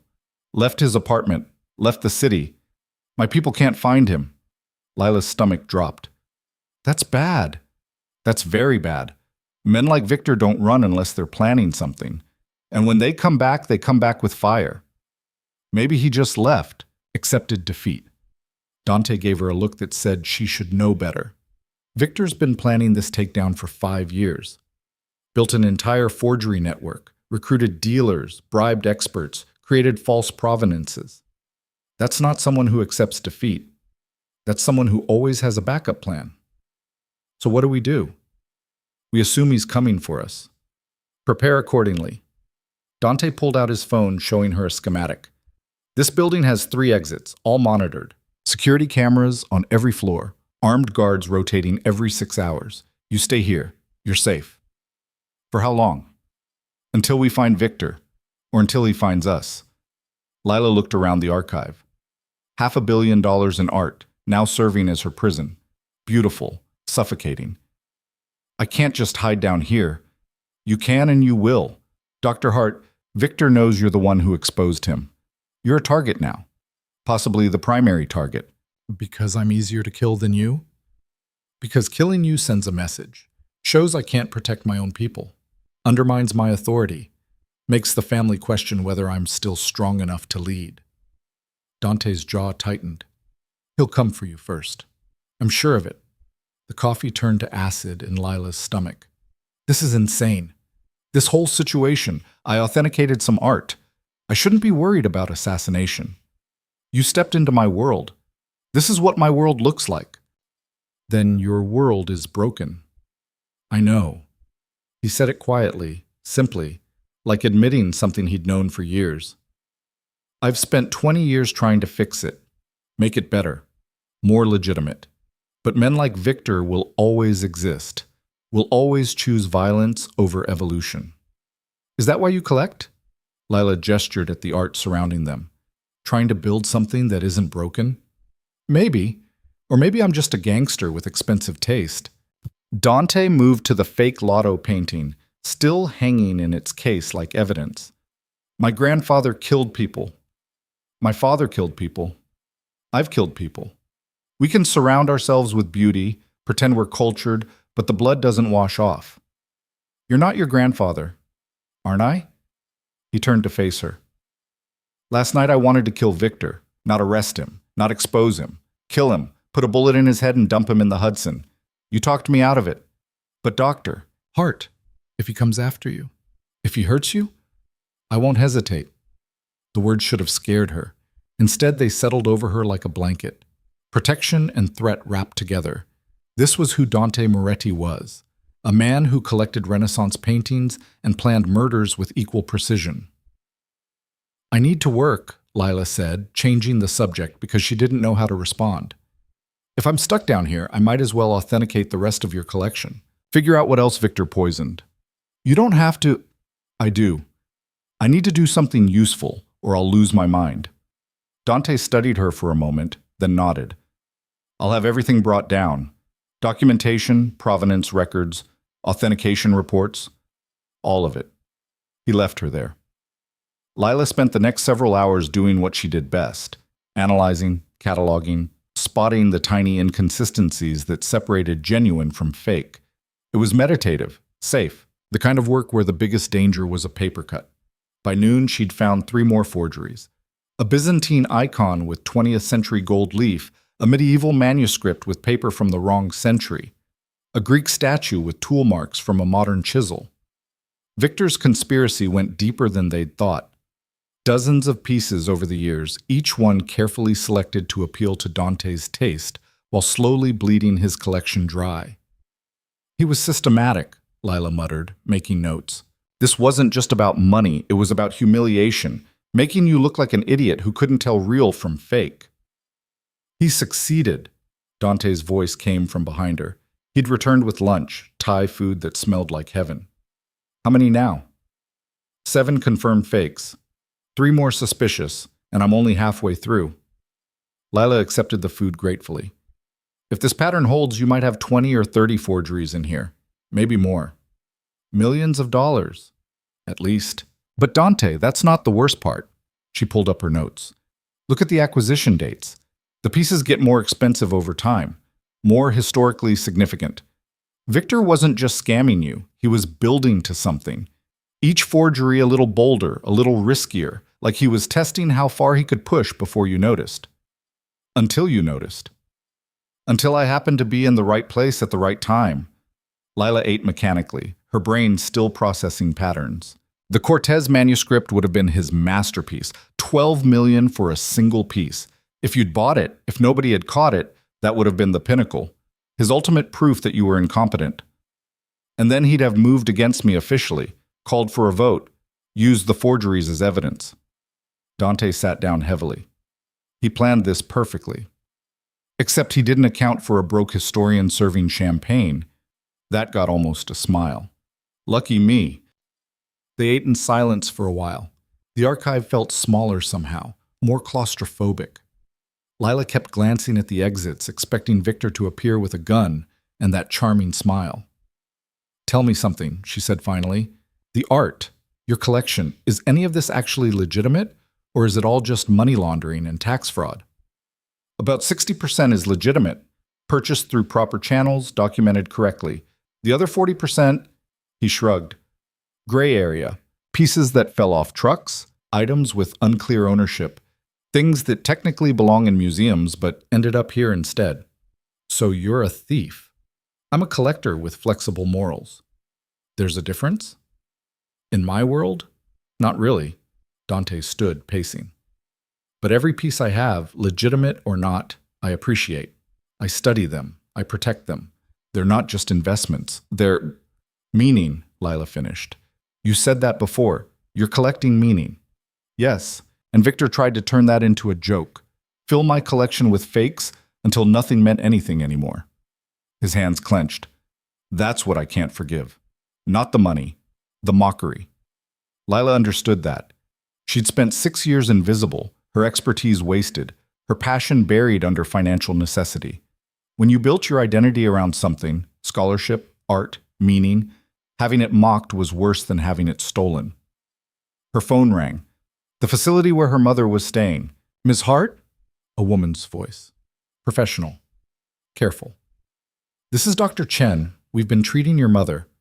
Lila's heart stopped. "Is she okay?" "She's stable. But we had an incident this morning. Someone tried to access her floor.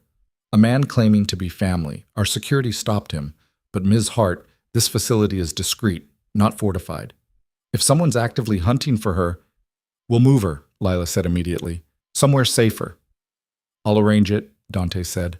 He'd already pulled out his phone, typing rapidly. "Dr. Chen, this is Dante Moretti. I'm sending a team to transfer the patient within the hour. Full security detail. Where we're taking her, nobody will find her." "Mr. Moretti, our facility has protocols. Your protocols almost got her killed. My way, or she's dead by morning. Choose." Silence on the other end. Then, 1 hour. Have your people check in at the security desk." Dante hung up. Made 3 more calls in rapid succession, his voice clipped and efficient. Military precision applied to protecting a librarian with Alzheimer's.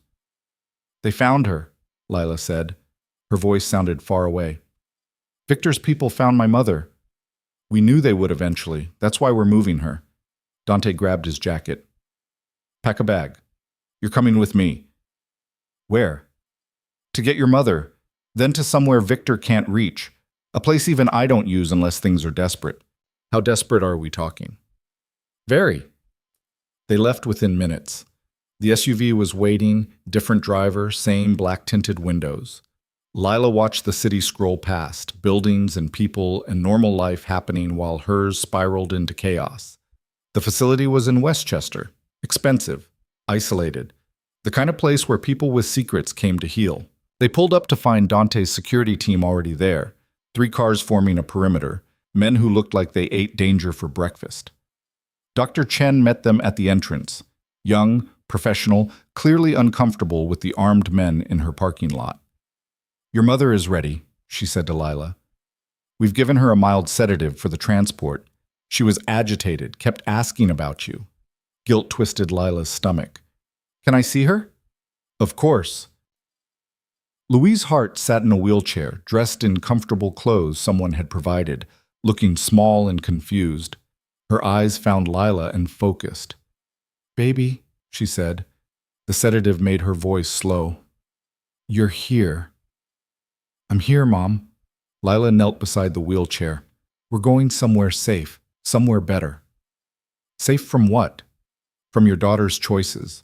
From men who turn family into weapons. From consequences you didn't earn. Just safe, I promise." Louise's hand found Lila's cheek. "You look tired. Are you eating enough?"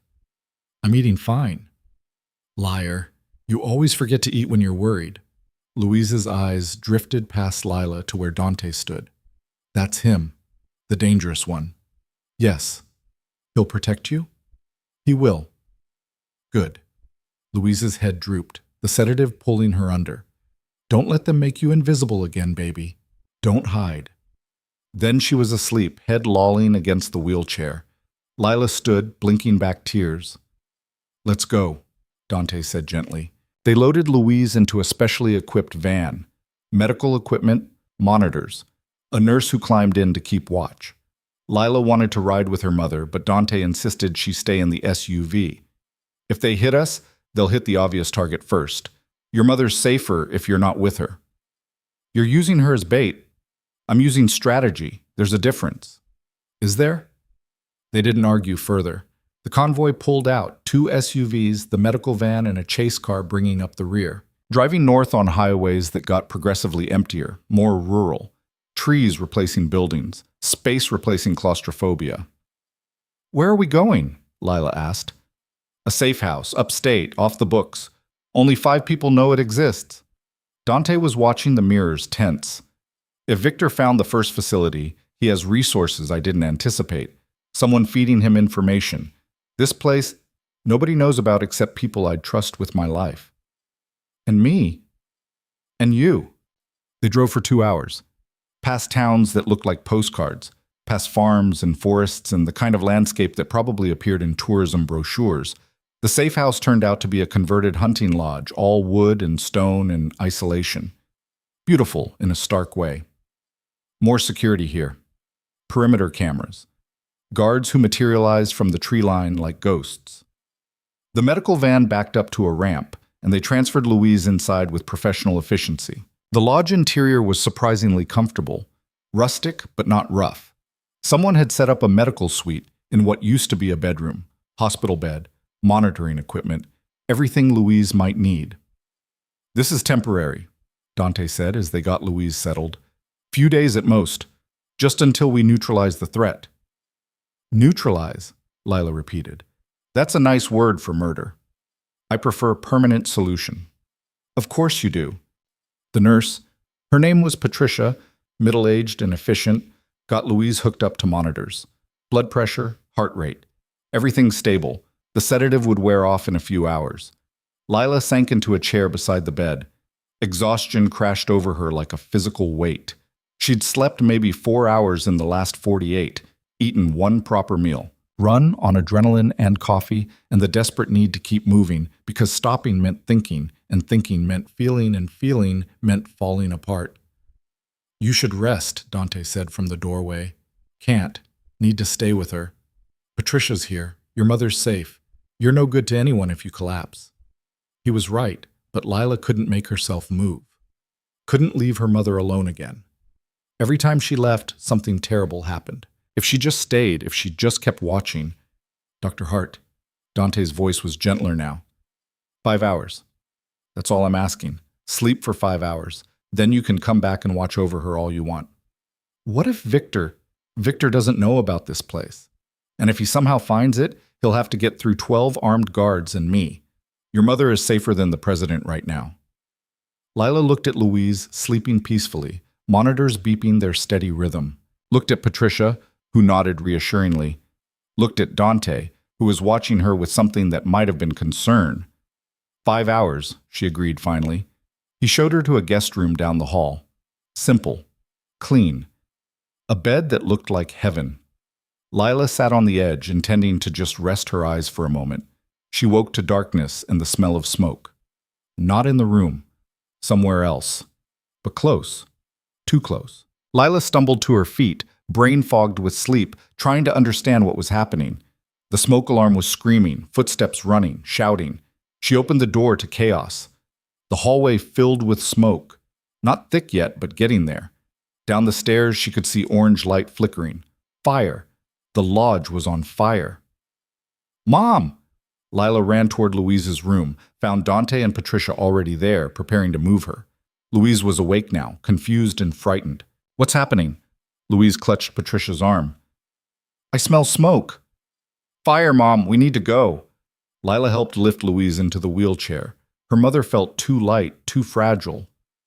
Fire? How? Not now. Dante was at the window, looking out. His expression made Lila's blood run cold. We have a problem. What kind of problem? The kind with guns. He pulled the curtain back enough for Lila to see. The tree line was lit up with muzzle flashes. The guards who'd been patrolling were pinned down, returning fire. And in the driveway, blocking their vehicles, were two trucks that hadn't been there before. "Victor," Lila breathed. "Victor," Dante confirmed. "He found us. And he brought friends." The smoke was getting thicker. Lila could hear the fire now, crackling somewhere below. They had minutes at best before the whole lodge became an inferno. "Back exit," Patricia said, voice steady despite the circumstances. "Through the kitchen. I scouted it when we arrived." Smart woman. Dante pulled a gun from somewhere under his jacket. When had he started carrying a gun? "Stay behind me. Stay low. If I tell you to run, you run and don't look back." They moved as fast as the wheelchair allowed.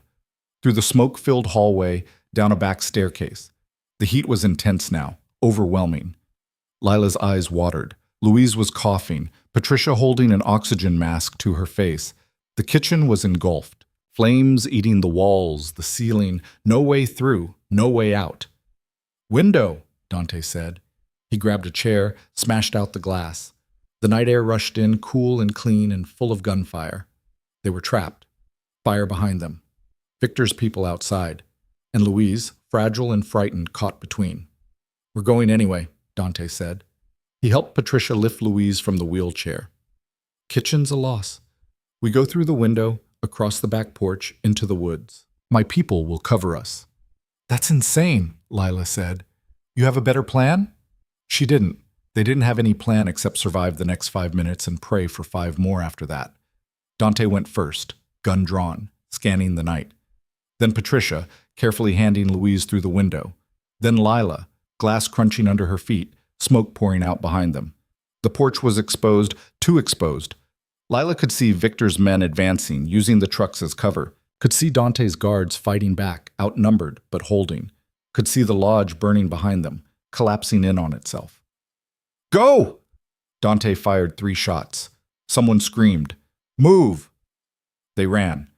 Patricia half carrying Louise, Lila supporting her mother's other side, Dante laying down cover fire, bullets tearing up the ground around them, the tree line impossibly far away. They almost made it. The shot came from somewhere in the dark. Close. Too close. Lila felt something tug at her jacket. Felt heat. Then Patricia stumbled. "I'm hit," she said, surprised. "I think I'm—" She went down. Blood spreading across her shoulder. Dark and wet and wrong. "Patricia!" Lila dropped to her knees. Pressure. She needed pressure on the wound. Her hands came away red. "Leave me," Patricia gasped. "Get her to safety."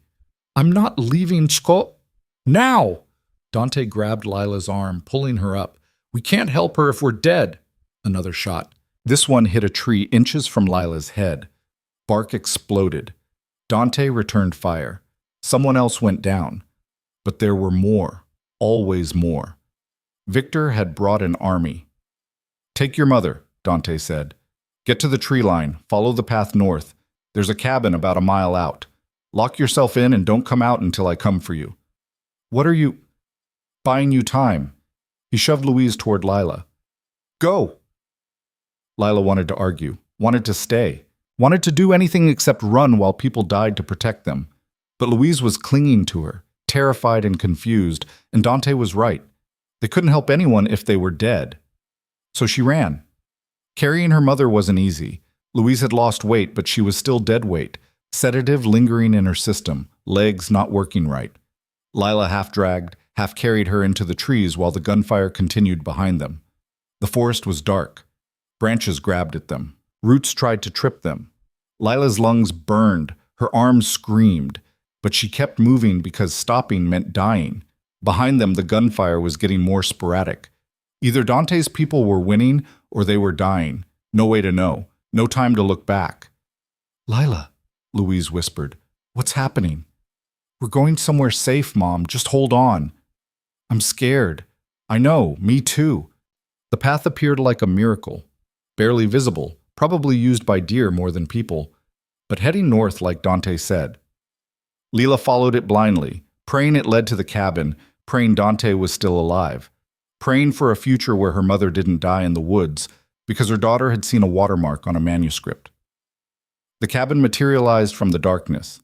Small, rough, but solid. Lila practically fell against the door, fumbling for a handle. It opened easily. No lock? Who needed locks this far from civilization? Inside was basic. One room, a cot, some supplies. Meant for emergencies, and this definitely qualified. Lila got Louise onto the cot, then turned to barricade the door. A table, a chair. Everything she could move piled against the entrance. Then she collapsed. Her hands were shaking. Her clothes were covered in Patricia's blood. Her mother was crying softly, curled on the cot, asking for her father who'd been dead 10 years. And somewhere behind them, Dante Moretti was fighting her battles while she hid in a cabin like a coward. "I'm sorry," Lila whispered. She didn't know who she was apologizing to. Her mother, Dante, Patricia, herself. "I'm so sorry." Louise reached out, found Lila's hand. Her grip was weak but determined. "Don't cry, baby. We're okay. We're together." Were they okay? Lila didn't know. Didn't know if Dante was alive. Didn't know if Victor's people were coming. Didn't know anything except that she'd made choices and people were dying for them. Time passed. Minutes or hours, Lila couldn't tell.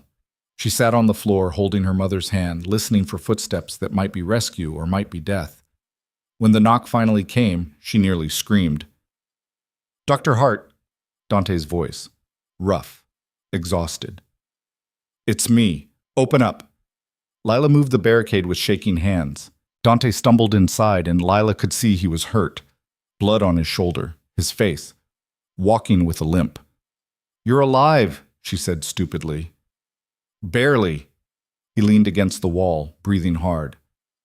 "Victor's people are dead or scattered. My guards are securing the perimeter. But Dr. Hart, we can't stay here. Victor knows the general area now. He'll send more people. Patricia, being airlifted to a hospital. She'll live. Lost a lot of blood, but she'll live." Thanks something, at least that. "What now?" "Now we end this." Dante's eyes were cold, dead. "I gave Victor a chance. Gave him the benefit of law and evidence. He responded with fire and bullets. No more chances. No more playing by rules he ignores. Dante, he tried to kill your mother.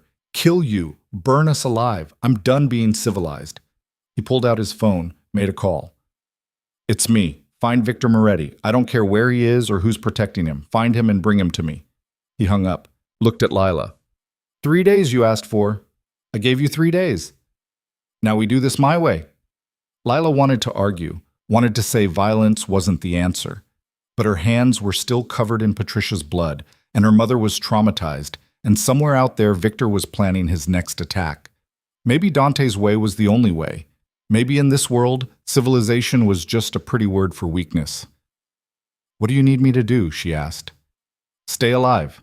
Keep your mother safe. Let me handle the rest. And if you die handling it, then you run. Take your mother and disappear. I've set up accounts, access codes, everything you need to vanish completely." He pulled out a piece of paper, pressed it into her hand. "But Dr. Hart, I don't plan on dying. Nobody ever does." "True," he smiled, grim and terrible. "But I'm better at not dying than most." He left her there, disappeared back into the night to hunt his cousin, to end this the old way, the bloody way. Lila sat with her mother and waited for dawn. Waited to find out if she'd be celebrating or running. Waited to learn if choosing truth over fear had saved them or doomed them. Outside, somewhere in the darkness, Dante Moretti went to war. Dawn came slow and gray, light filtering through the cabin's single grimy window like it wasn't sure it was welcome. Lila hadn't slept. Couldn't. Every sound outside made her flinch, wind through trees or footsteps, impossible to tell. Her mother had finally passed out around 3 a.m., exhaustion winning over fear. Now Louise lay on the cot, breathing shallow and uneven, looking older than she had any right to. Lila's phone had died hours ago. No way to know what was happening. If Dante was alive, if Victor had won, if she should be running or waiting or making peace with whatever came through that door next. The knock at 7:30 nearly stopped her heart. "Dr. Hart." Not Dante's voice, someone younger. "It's Marco, From Dante's security team. I'm coming in.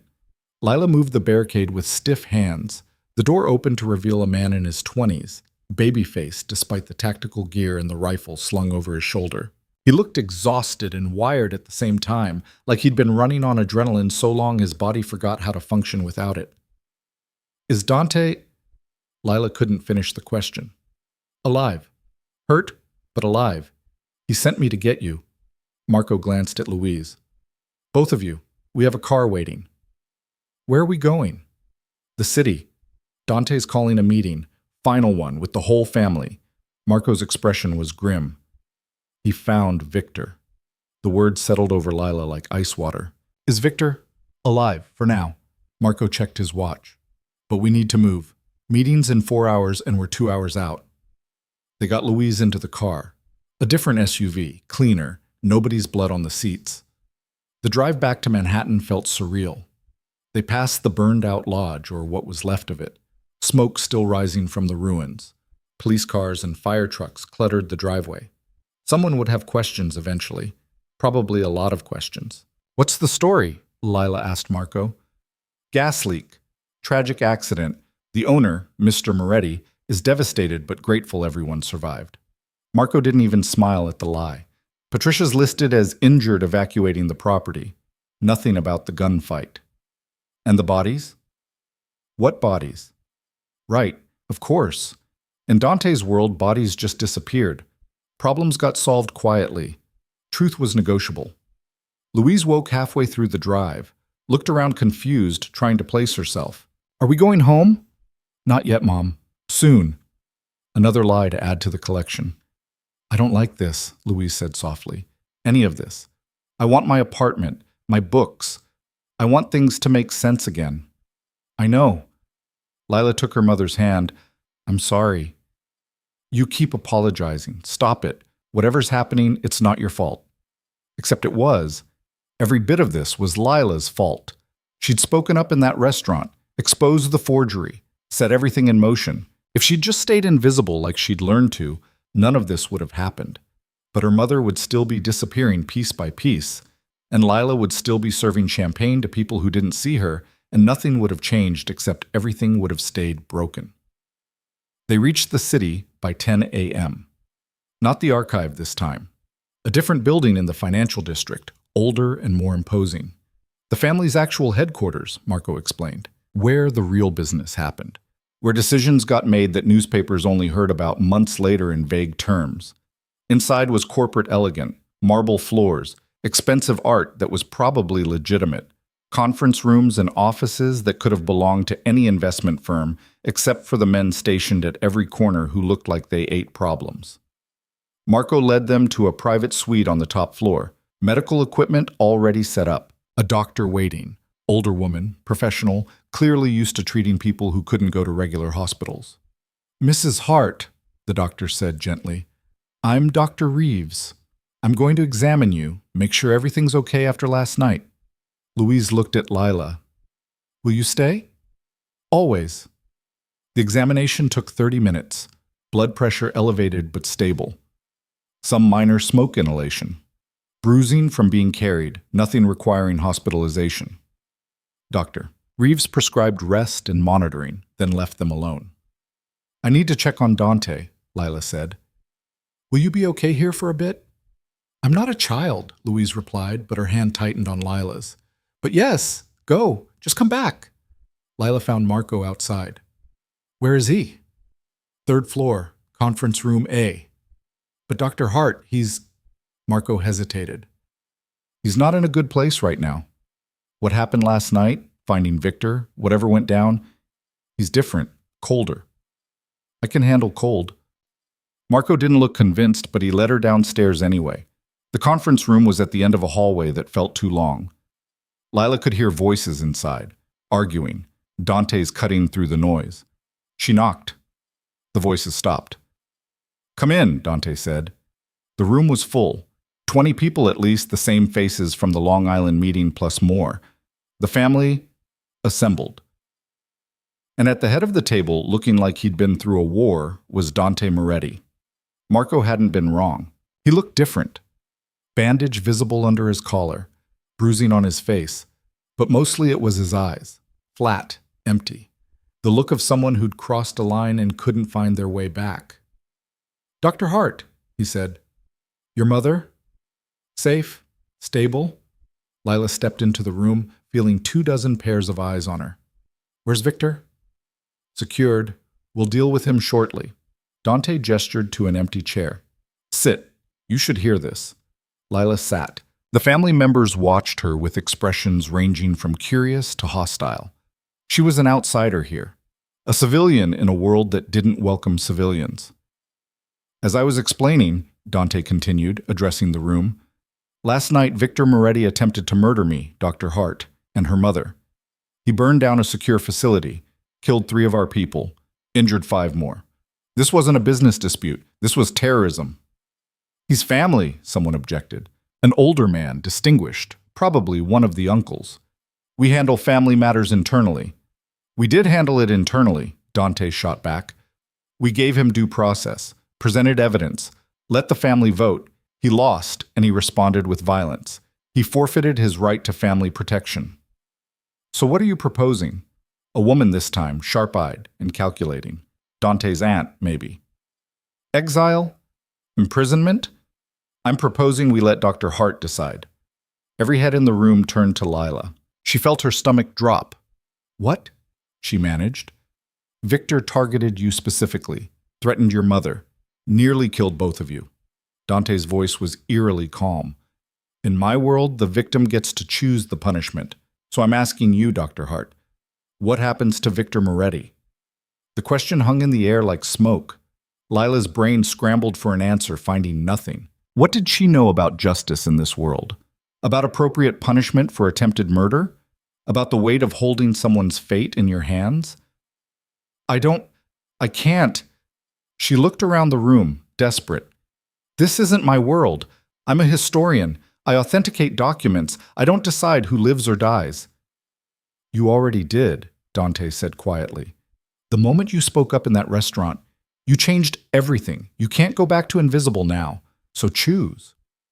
Lila's hands were shaking. She clasped them together under the table. "What are my options?" "Death, exile, prison." Dante listed them like menu items. "Each has consequences. Death is permanent but creates martyrs. Exile means he could return someday. Prison in our system means he lives but powerless, watching the family continue without him. You want me to order his execution. I want you to make an informed choice." "That's not a choice. That's a test." Lila stood up. The chair scraped loud in the silent room. "You want to see if I'm cold enough for your world? If I can pull that trigger, metaphorically speaking, if I'm willing to get blood on my hands to survive here." "Are you?" Dante's eyes were unreadable. Lila thought about her mother, terrified and confused in that burning lodge. Thought about Patricia, bleeding in the dirt. Thought about the future Victor promised if he lived. More attempts, more violence, more people hurt because of choices Lila had made. "Prison," she said finally. "Not death, not exile. Prison where he can't hurt anyone, but he has to watch you succeed. Where every day he's reminded that he lost, that his perfect plan failed because a broke waitress knew more about art than he did." The room was silent. Then someone laughed, the sharp-eyed aunt. "Smart," she said. "Death would have been easier, kinder even. But this is punishment." "It's also survivable," Lila added, looking at Dante. "Which means you don't become the man who killed his cousin. You're better than that. You want to be better than that. This lets you be." Something flickered in Dante's expression. Relief, maybe. Or gratitude. Hard to tell. "Prison it is," he said. "Marco, bring him in." The doors opened. 2 guards dragged Victor Moretti into the room, and Lila barely recognized him. Beaten, bloody, zip-tied at the wrists, the charming smile gone, replaced by something feral and hateful. His eyes found Lila. "You," he spat. "This is your fault. All of it." No," Lila said, surprised by how steady her voice was. "This is your fault. You spent 5 years trying to destroy Dante. You failed. That's on you." "I would have succeeded if you hadn't, but I did." Lila leaned forward.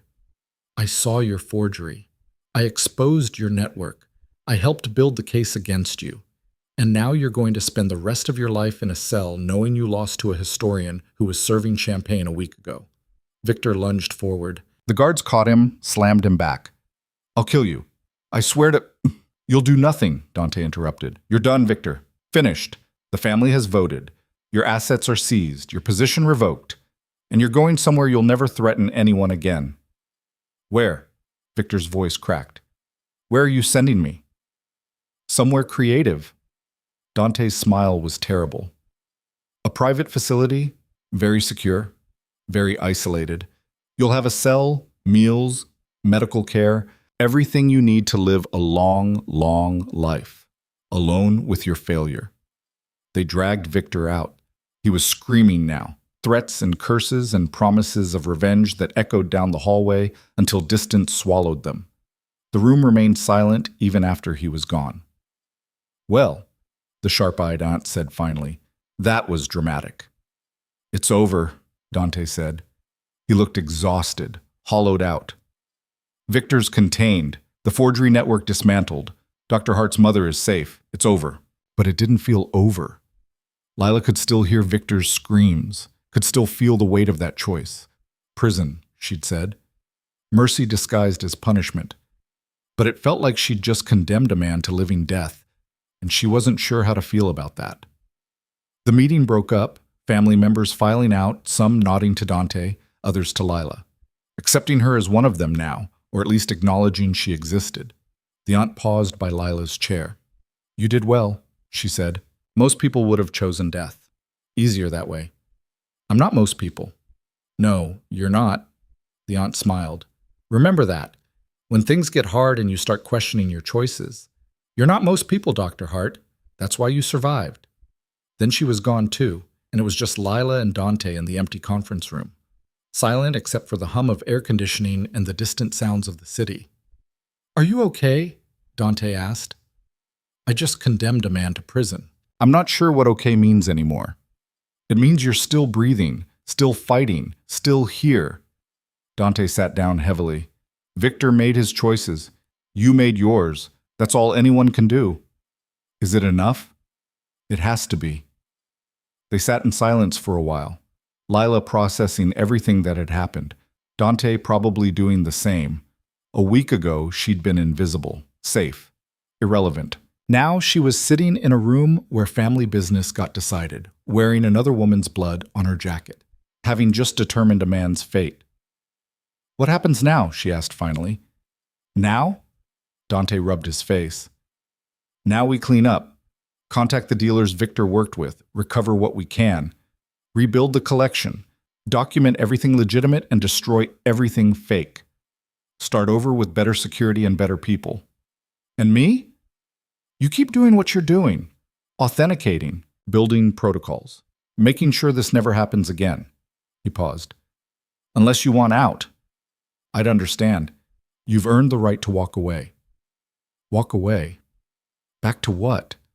Serving champagne? Her studio apartment? The invisible life she'd built from necessity? After everything that had happened, that life felt like someone else's, like a jacket that didn't fit anymore. I want to see my mother, Lila said instead of answering. Make sure she's really okay. Of course. They went back upstairs. Found Louise awake, sitting up, looking more alert than she had in days. Dr. Reeves was gone, just Louise in the suite, waiting. Baby, she said when she saw Lila. You look terrible. Thanks, Mom. I mean it. When's the last time you slept? Yesterday. Maybe. Time had stopped making sense. Louise patted the bed beside her. Sit. Tell me what happened. So Lila did.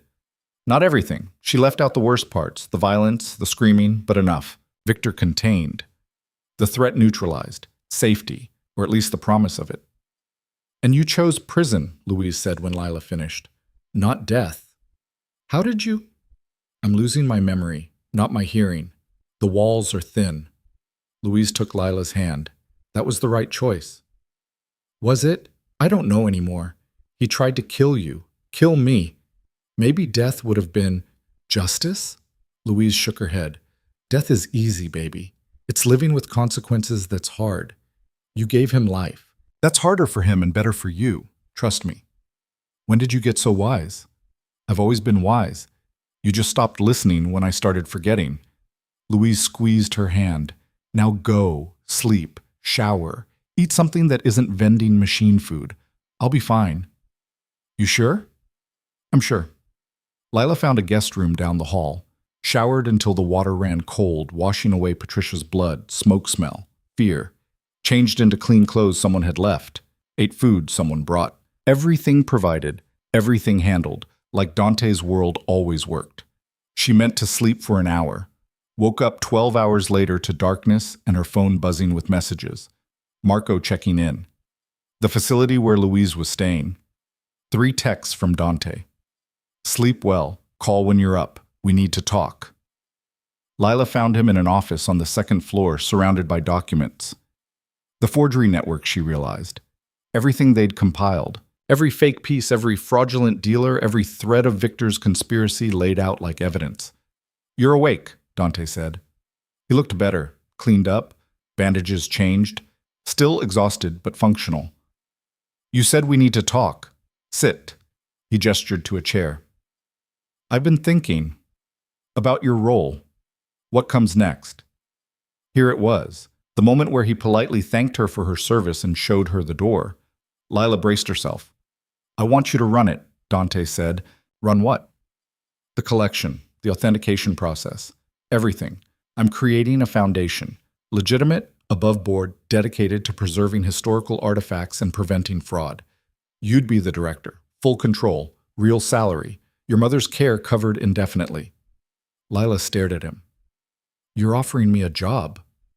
I'm offering you purpose, a chance to do what you're good at with resources most historians never see, a chance to be visible again, on your terms. Why? Because you're brilliant, because you saved me from looking like an idiot, because you chose mercy when violence would have been easier. Dante leaned forward, because I need someone I can trust, and Dr. Hart, in a world full of liars, you're the only person who's been honest with me from the start. It was too much. Too good. Too close to everything she'd wanted 6 years ago before her mother got sick and reality crushed her dreams. I need to think about it, Lila said. Fair. Take your time. But Dr. Hart? Dante smiled. I've already filed the paperwork. The foundation exists. It just needs a director willing to run it. You were that sure I'd say yes?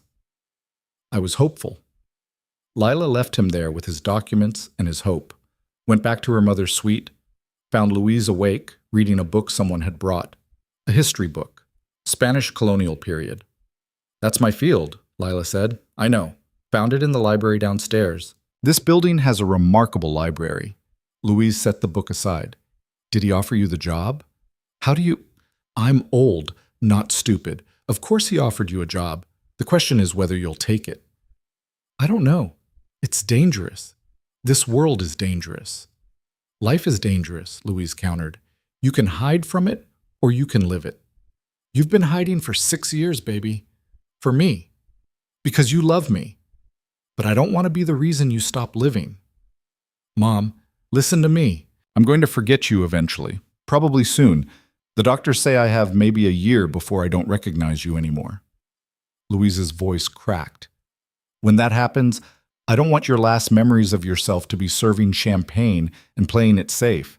I want you to be Dr. Lila Hart, the youngest tenure-track professor Columbia ever had, the woman who exposed a criminal conspiracy because she knew more about watermarks than anyone alive. Be her. While I can still remember her. Tears burned Lila's eyes. I'm scared. Good. Being scared means you're alive. Louise pulled her close. Take the job. Build something beautiful. Let me watch you shine before I forget what light looks like. Lila held her mother and cried. For lost time, for inevitable endings, for the unfairness of a disease that stole people piece by piece, for everything they'd been through and everything still coming. When she finally pulled away, her decision was made. She found Dante still in his office, still surrounded by documents. He looked up when she entered. I'll take it, Lila said. The job, the foundation, all of it. You're sure? No, but I'm doing it anyway.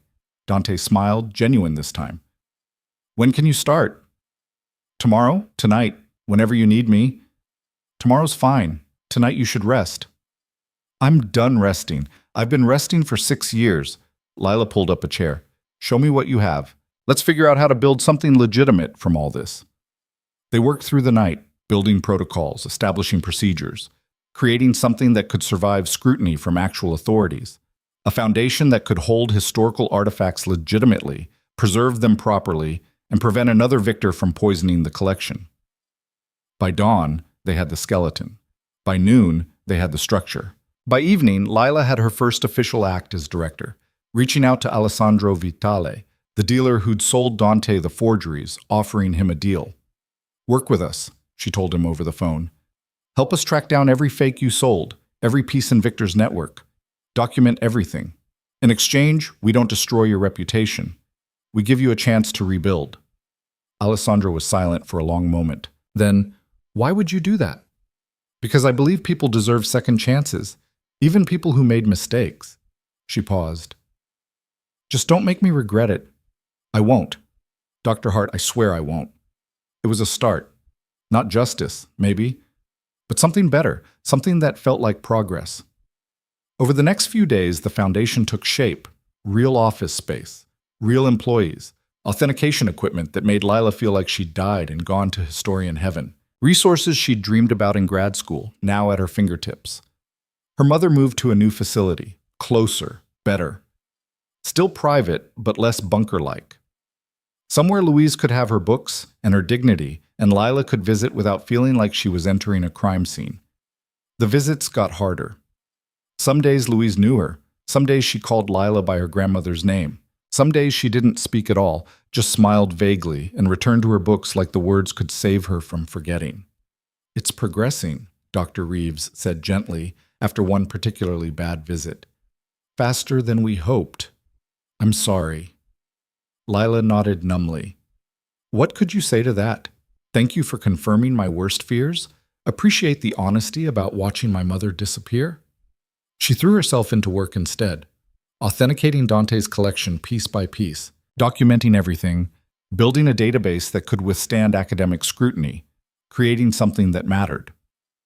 3 weeks after Victor's imprisonment, they held the Foundation's first official event, a small gathering, art historians, museum curators, legitimate collectors, people from Lila's old world, now part of her new one. Dante gave a speech about preserving history, about the importance of authentication, about building institutions that could outlast individual ambitions. He was good at it, the public face, the polished words. You'd never know this man had ordered his cousin locked away. Never suspect the violence lurking beneath the expensive suit. Lila gave her own speech. Academic, precise, about forgery detection techniques and the importance of rigorous documentation. Her old professors were there, colleagues from Columbia, people who'd watched her disappear 6 years ago, now watching her return. After, her old department chair approached her, Professor Chen, who'd written her recommendation letters a lifetime ago. Dr. Hart, he said warmly, it's good to see you back in the field. It's good to be back. We heard about your mother. I'm sorry. Thank you. If you ever want to return to academia, to teaching, there would be a place for you. Your research on colonial documentation is still considered groundbreaking. It was the offer she'd dreamed about 6 years ago. Security, prestige, everything she'd lost. Professor Chen was handing it back like it had just been waiting. I appreciate that, Lila said carefully, but I'm committed here. This foundation, this work, it's important. Of course, but the offer stands if you change your mind. He drifted away to examine the exhibits. Lila stood there processing. She could go back, return to her old life or something like it. Safe, respectable, normal. But that life felt like it belonged to someone else now. Someone who hadn't chosen mercy over revenge. Someone who hadn't held her mother during a burning building. Someone who hadn't learned that invisible wasn't the same as safe. You okay? Dante appeared at her elbow, 2 champagne glasses in hand. Professor Chen offered me my old job back. Are you taking it? No. Why not? Lila accepted the champagne. Because this matters more. Because I'm not the person who'd want that job anymore. Because she stopped. How to explain? Because I'd rather be visible doing something meaningful than safe doing something expected. Even if visible means dangerous? Especially then. Dante clinked his glass against hers. To visibility. To visibility, Lila echoed. They stood together, watching art historians examine pieces she'd authenticated, watching her old world merge with her new one, building something that could last. Later that night, after the guests left and the gallery was empty, Lila found herself standing in front of the fake Lotto painting. Still in its case, still labeled as fraudulent, evidence of Victor's conspiracy, preserved like a cautionary tale. We could destroy it, Dante said, coming to stand beside her. Burn it. Make it disappear. No, keep it. Lila studied the painting, beautiful despite being fake, masterful in its deception. Keep all of them, the forgeries.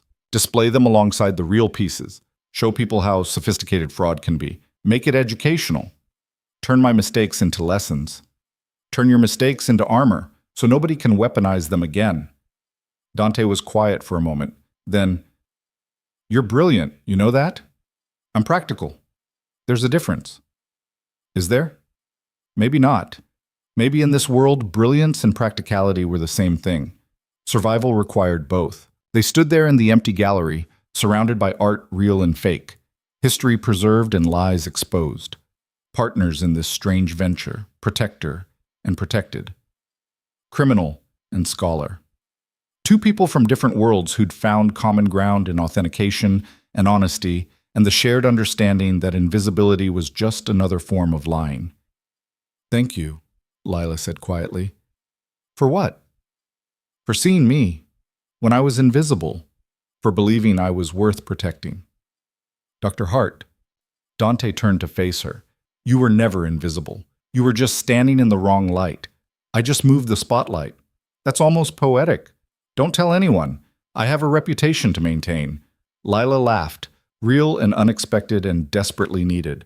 The weight that had been crushing her for weeks lifted, just a little. Not gone, never gone, but manageable. Her phone buzzed, the facility where her mother was staying. Miss Hart, your mother's asking for you. She's having a good day, very lucid. If you wanted to visit, I'm on my way. She hung up, looked at Dante. Go, he said before she could ask. I'll handle closing up here. Lila went, caught a car to the facility, found her mother sitting up in bed reading the same Spanish colonial history book from before. Lila, Louise said, her eyes clear and focused.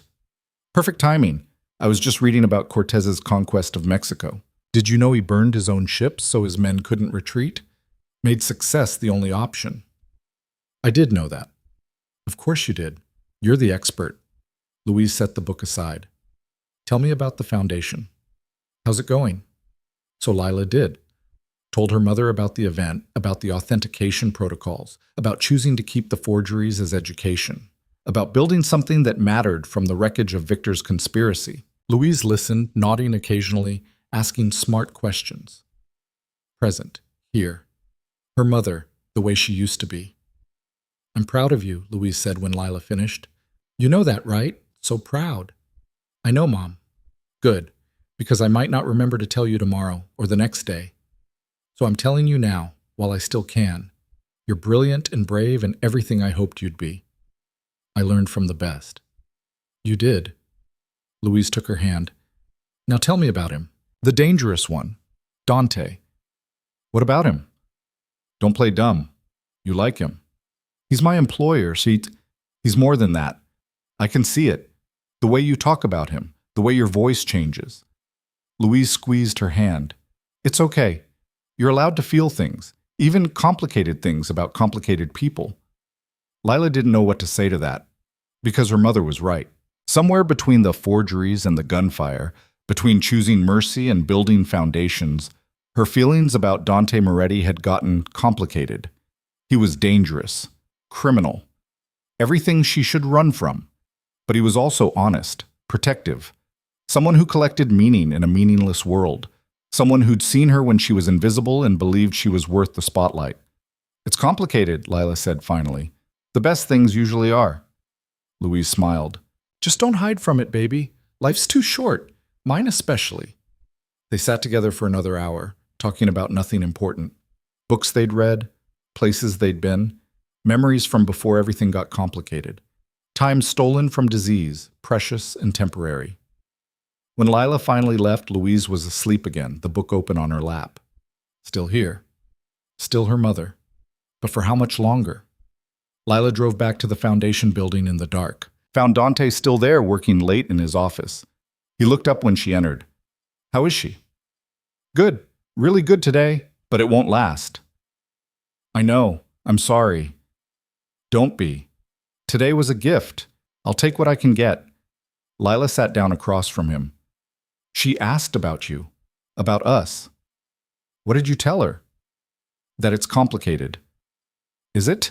Lila looked at him. Really looked. At the man who'd hired her to save his reputation. Who'd protected her mother. Who'd given her purpose when she'd forgotten what purpose felt like. Complicated didn't begin to cover it. Yes, she said, but complicated doesn't mean impossible. Dante smiled. No, it doesn't. They sat there in the quiet office, city lights glittering through the windows, the future uncertain but finally within reach. Victor was contained. The collection was being restored, the foundation was real and growing, and Lila Hart was visible. Seen, standing in the right light at last. It wasn't perfect. Nothing in Dante's world was perfect, but it was real, and it was hers, and that was enough. For now, it was enough. 3 months passed like water through fingers. The foundation grew. More staff, more pieces authenticated. More legitimacy in a world that had only known Dante Moretti through newspaper allegations. Lila fell into a rhythm that felt almost normal if she ignored the armed guards, and the way certain phone calls still made Dante's expression go cold and distant. Her mother deteriorated, not all at once, not dramatically, just slowly, inevitably, like watching a photograph fade in sunlight. Some days Louise recognized her. Some days she called Lila by her sister's name, an aunt who'd died 20 years ago. Some days she just stared at the walls and hummed songs from her childhood that nobody else remembered. It's expected, Dr. Reeves said during one of their regular check-ins. The progression is actually slower than we anticipated. Whatever you're doing, it's working. What they were doing was stealing time. Lila visited every other day, sometimes more. Read to her mother, showed her photos, talked about the foundation work even when Louise's eyes glazed over with incomprehension. Pretending that if she just kept talking, kept filling the silence, her mother wouldn't slip away completely. Dante came with her once, sat quietly in the corner while Lila read from a book about Spanish explorers, Louise dozing peacefully. He didn't say much, just watched. After, in the car ride back, he'd been unusually quiet. My father had dementia, he said finally. End stage. Didn't recognize anyone, would scream at shadows. It was... He stopped. I'm sorry. About your mother. About all of it. Did you visit him, your father? No, I was too angry, too busy proving I was different. By the time I wasn't angry anymore, he was gone. Dante stared out the window. I regret that. Then don't let me make the same mistake, Lila said. Every time I think I'm too busy, too tired, remind me. Promise? I promise. He kept that promise. Would text her on days she got buried in work. Visit your mother. Simple. Direct. A reminder that time was a luxury they couldn't afford to waste. The Foundation's first major acquisition came in late September. A collection from an estate in Boston. Paintings, manuscripts, artifacts spanning 3 centuries. Legitimate provenance, fair price, everything above board.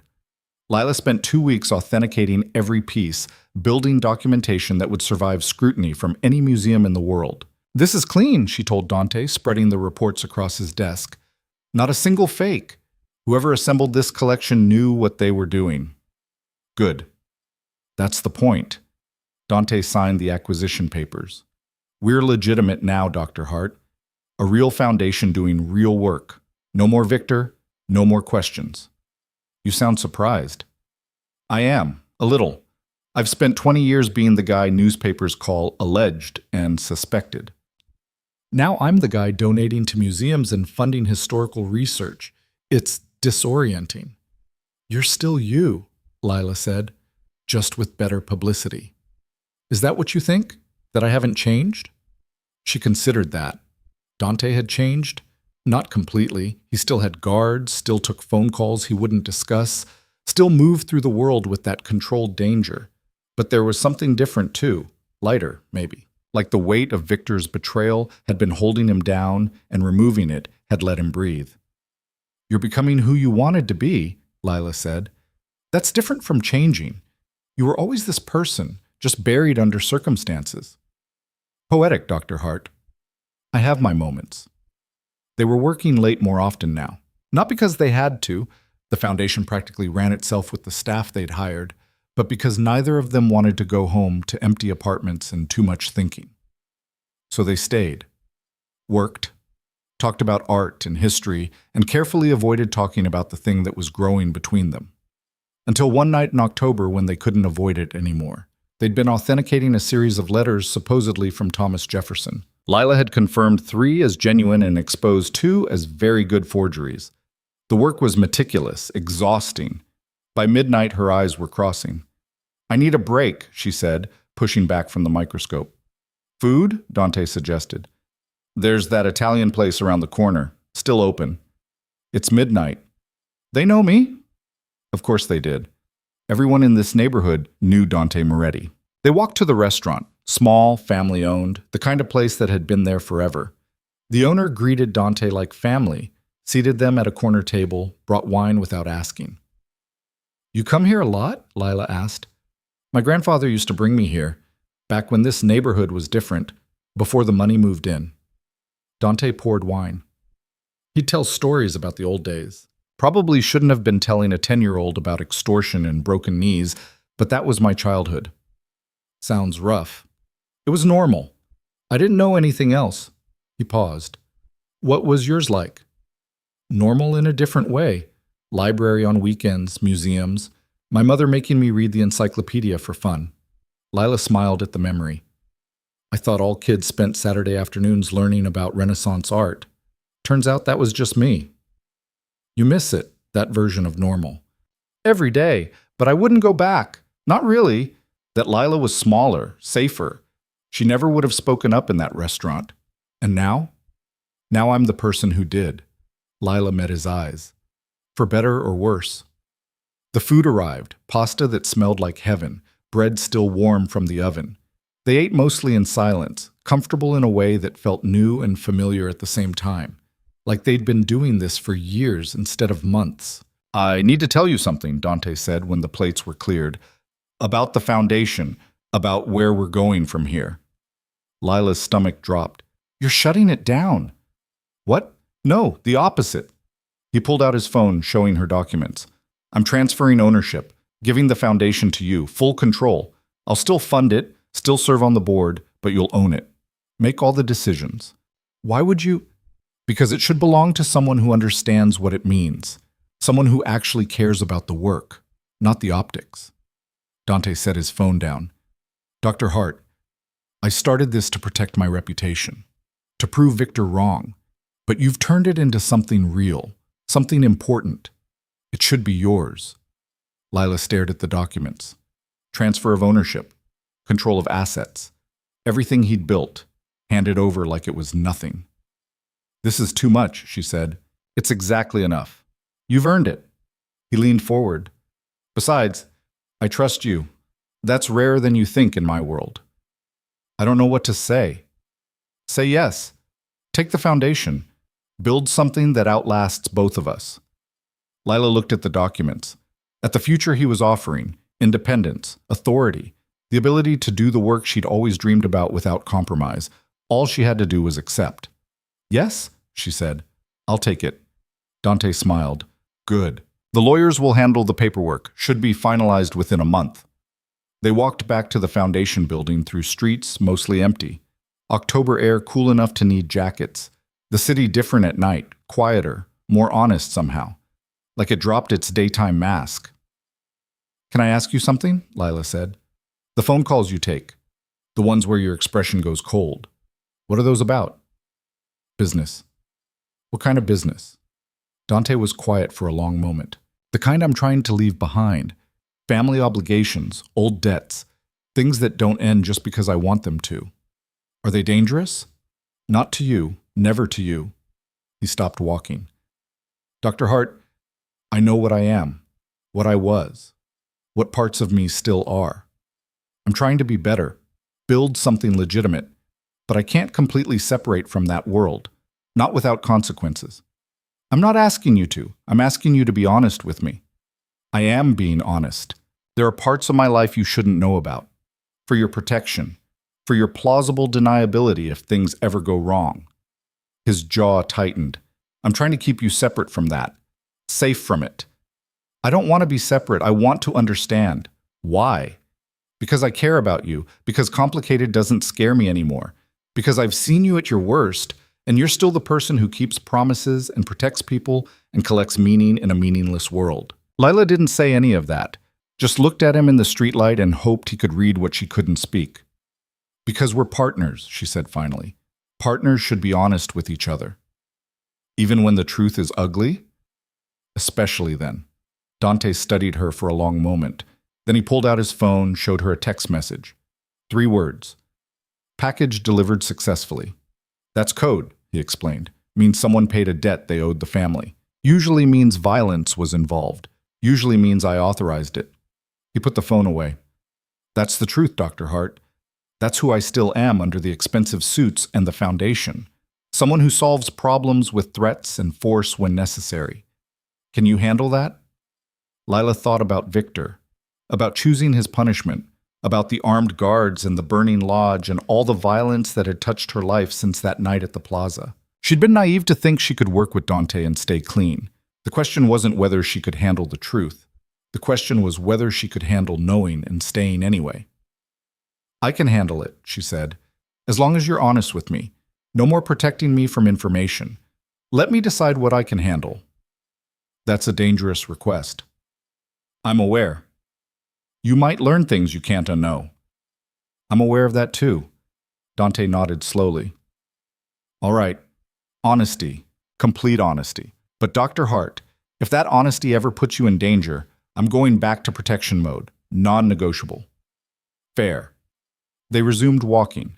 The foundation building appeared ahead, lights still on in the upper floors. Their refuge, their shared project, the thing they'd built from crisis and chaos. For what it's worth, Dante said, I'm glad you spoke up that night. In the restaurant, changed my life, probably saved it. Probably destroyed mine, Lila replied. But in a good way. Destruction is renovation. That's very philosophical. I have my moments. They worked until 3 a.m., finishing the Jefferson authentication. 2 genuine letters, 2 forgeries, one that needed more testing. Comprehensive documentation, everything above board. When they finally called it a night, Lila felt accomplished rather than exhausted. Her phone rang on the way to the car, the facility. Ms. Hart? The night nurse. Your mother's asking for you. She's saying things that don't make sense. Something about fire and danger. She's very agitated. I'm coming. Dante drove without being asked. They made it to the facility in 20 minutes, the city blurring past. Louise's room was at the end of the hall, and they could hear her before they saw her. Fire! The building's on fire! We need to get out! Louise was trying to climb out of bed, fighting the nurse trying to calm her. Where's Lila? Where's my daughter? I'm here, Mom. Lila rushed to the bed. I'm right here. Louise's eyes focused. The lodge, it's burning. You need to run. That was months ago, Mom, remember? We got out. We're safe. No, it's happening now. I can smell the smoke.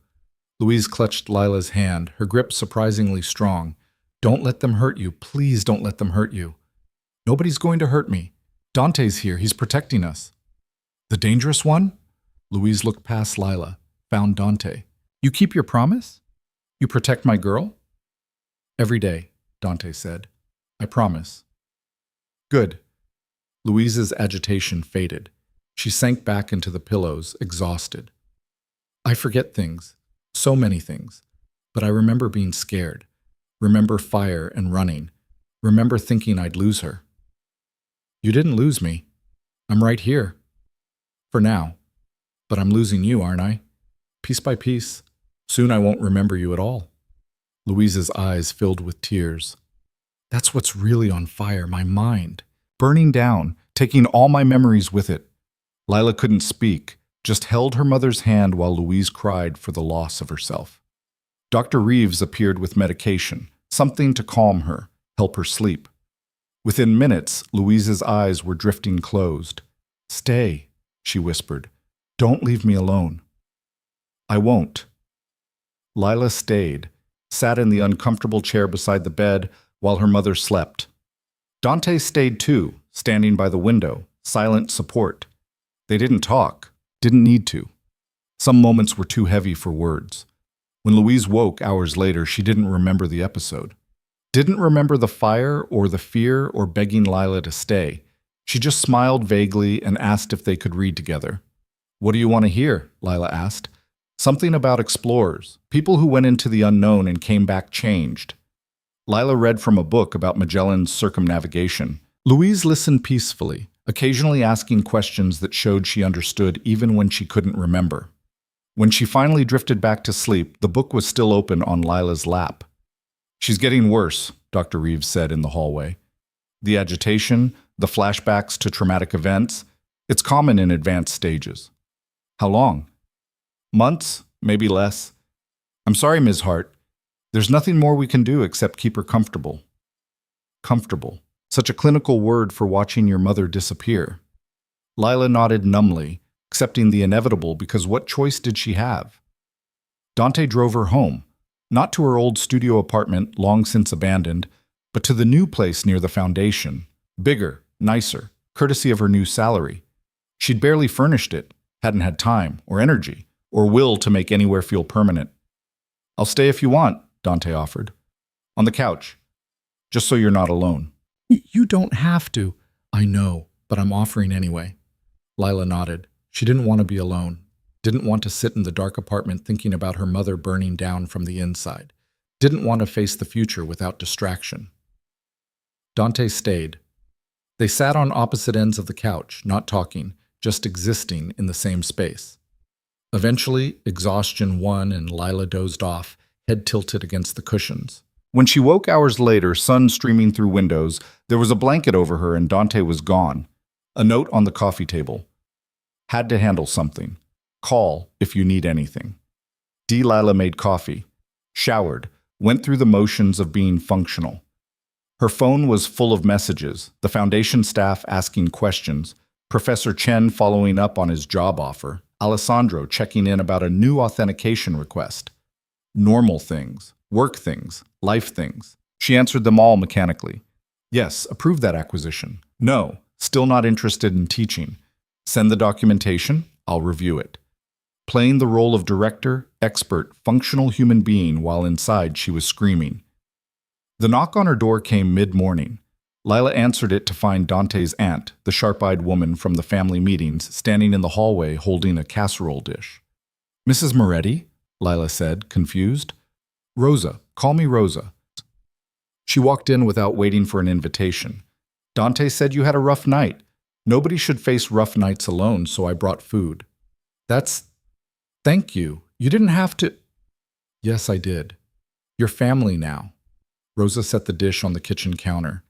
Not by blood, but by choice, which matters more. When family hurts, we show up. That's how this works.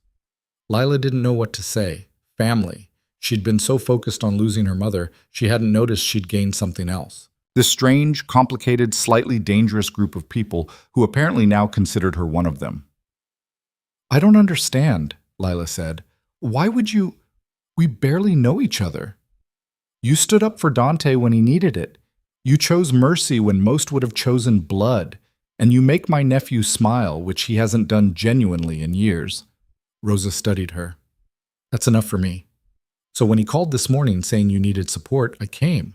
That's what family does. She left after extracting a promise that Lila would eat the food and call if she needed anything. When she was gone, Lila stared at the casserole like it was an alien artifact. Family, support, people showing up because they cared. When had that become her life? The next weeks blurred together. Lila worked, visited her mother, tried to pretend everything was normal while watching Louise slip further away. The good days became rare. The confused days became standard. The days when her mother didn't recognize her at all became more frequent than Lila wanted to count. "Tell me about the foundation," Louise said during one of her lucid moments. They were rare enough now to be precious. "What you're building."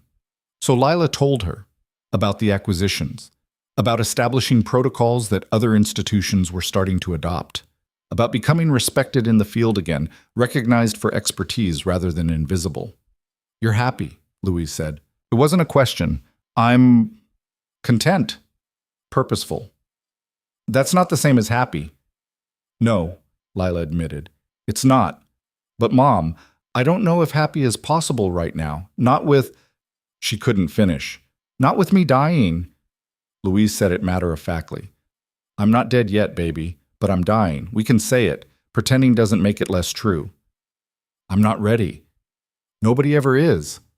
"But Lila, listen to me. When I'm gone, when I can't remember you anymore, which is basically the same thing, you don't get to use me as an excuse to hide. You understand? You don't get to be invisible again just because I'm not here to see you shine." How am I supposed to do that? How am I supposed to just keep going when... Because that's what living means. Moving forward even when it hurts. Especially when it hurts. Louise gripped her hand. "Promise me. Promise you'll keep building. Keep choosing visibility. Keep letting people see the real you." "I promise." "And that man, Dante. You love him?" The question caught Lila off guard. "I don't..." "It's complicated. It's a yes or no question." "Was it?" Lila thought about Dante, about the way he kept his promises, about how he'd become the person who reminded her to visit her mother, who stayed when she needed support, who'd given her a foundation and trust and honesty even when it was ugly, about how complicated had somehow become comfortable. "Yes," she said quietly. "I love him." "Then tell him. Life's too short for maybe. Trust me on this." That night, Lila went to find Dante. He was in his office at the foundation, working late as usual. He looked up when she entered, concern immediate in his expression. "Everything okay? Your mother?" "She's fine. Lucid today. We talked." Lila closed the door, sat down across from him. "She asked if I love you." Dante went very still. "What did you say?" "I said yes." The silence stretched. Dante's expression was unreadable. When he finally spoke, his voice was careful. "That's inconvenient." Lila's stomach dropped. "Inconvenient. Because I love you too. And I've been trying really hard not to, trying to keep things professional, keep you safe, not drag you deeper into my world than you already are." He ran a hand through his hair. "I've been failing spectacularly at all of that. So we're both in love and both trying to pretend we're not? Apparently." "That's stupid," Lila said. "Extremely stupid." "So what do we do about it?" Dante stood, walked around the desk, sat on the edge, close enough that Lila could reach out and touch him if she wanted. "We stop pretending. We acknowledge that this, whatever this is, matters. And we figure out how to make it work, even though it's complicated and dangerous and probably a terrible idea. My mother said life's too short for maybe." "Your mother's right." Dante reached out, took Lila's hand. "I can't promise this will be easy. My world is still my world, but I can promise I'll be honest. I'll protect you. I'll keep showing up." "That's all I need." He kissed her then, soft and careful, and like he'd been wanting to for months. Lila kissed him back, thinking about all the choices that had led here. Speaking up in a restaurant, choosing mercy over revenge, building something meaningful from chaos, falling in love with someone complicated in a complicated world. When they finally pulled apart, Dante was smiling. "Your mother's going to be insufferable when you tell her." "Probably. She predicted this months ago." "Smart woman." "The smartest." They stayed there in the office, holding hands, planning a future that was uncertain, but finally theirs to choose. No more pretending, no more hiding. Just two people who'd found each other in darkness and decided to build toward light. 3 weeks later, Louise stopped recognizing Lila at all, just looked at her with vague confusion and called her dear, like she was a helpful stranger. The doctor said it was expected. irreversible, the final stage. Lila visited anyway, read to her mother even though Louise didn't know who was reading, held her hand even though the connection was gone, because it mattered to Lila, even if her mother couldn't remember. "She seems peaceful," Dr. Reeves said. "No pain, no distress, just drifting." Peaceful. Lila supposed that was something. Her mother wasn't suffering, wasn't scared, just slowly fading like a signal getting weaker and weaker. Louise's heart died on a Tuesday in November, quietly, in her sleep, the way everyone hoped to go. The facility called at 3 a.m. Lila had been expecting it for weeks.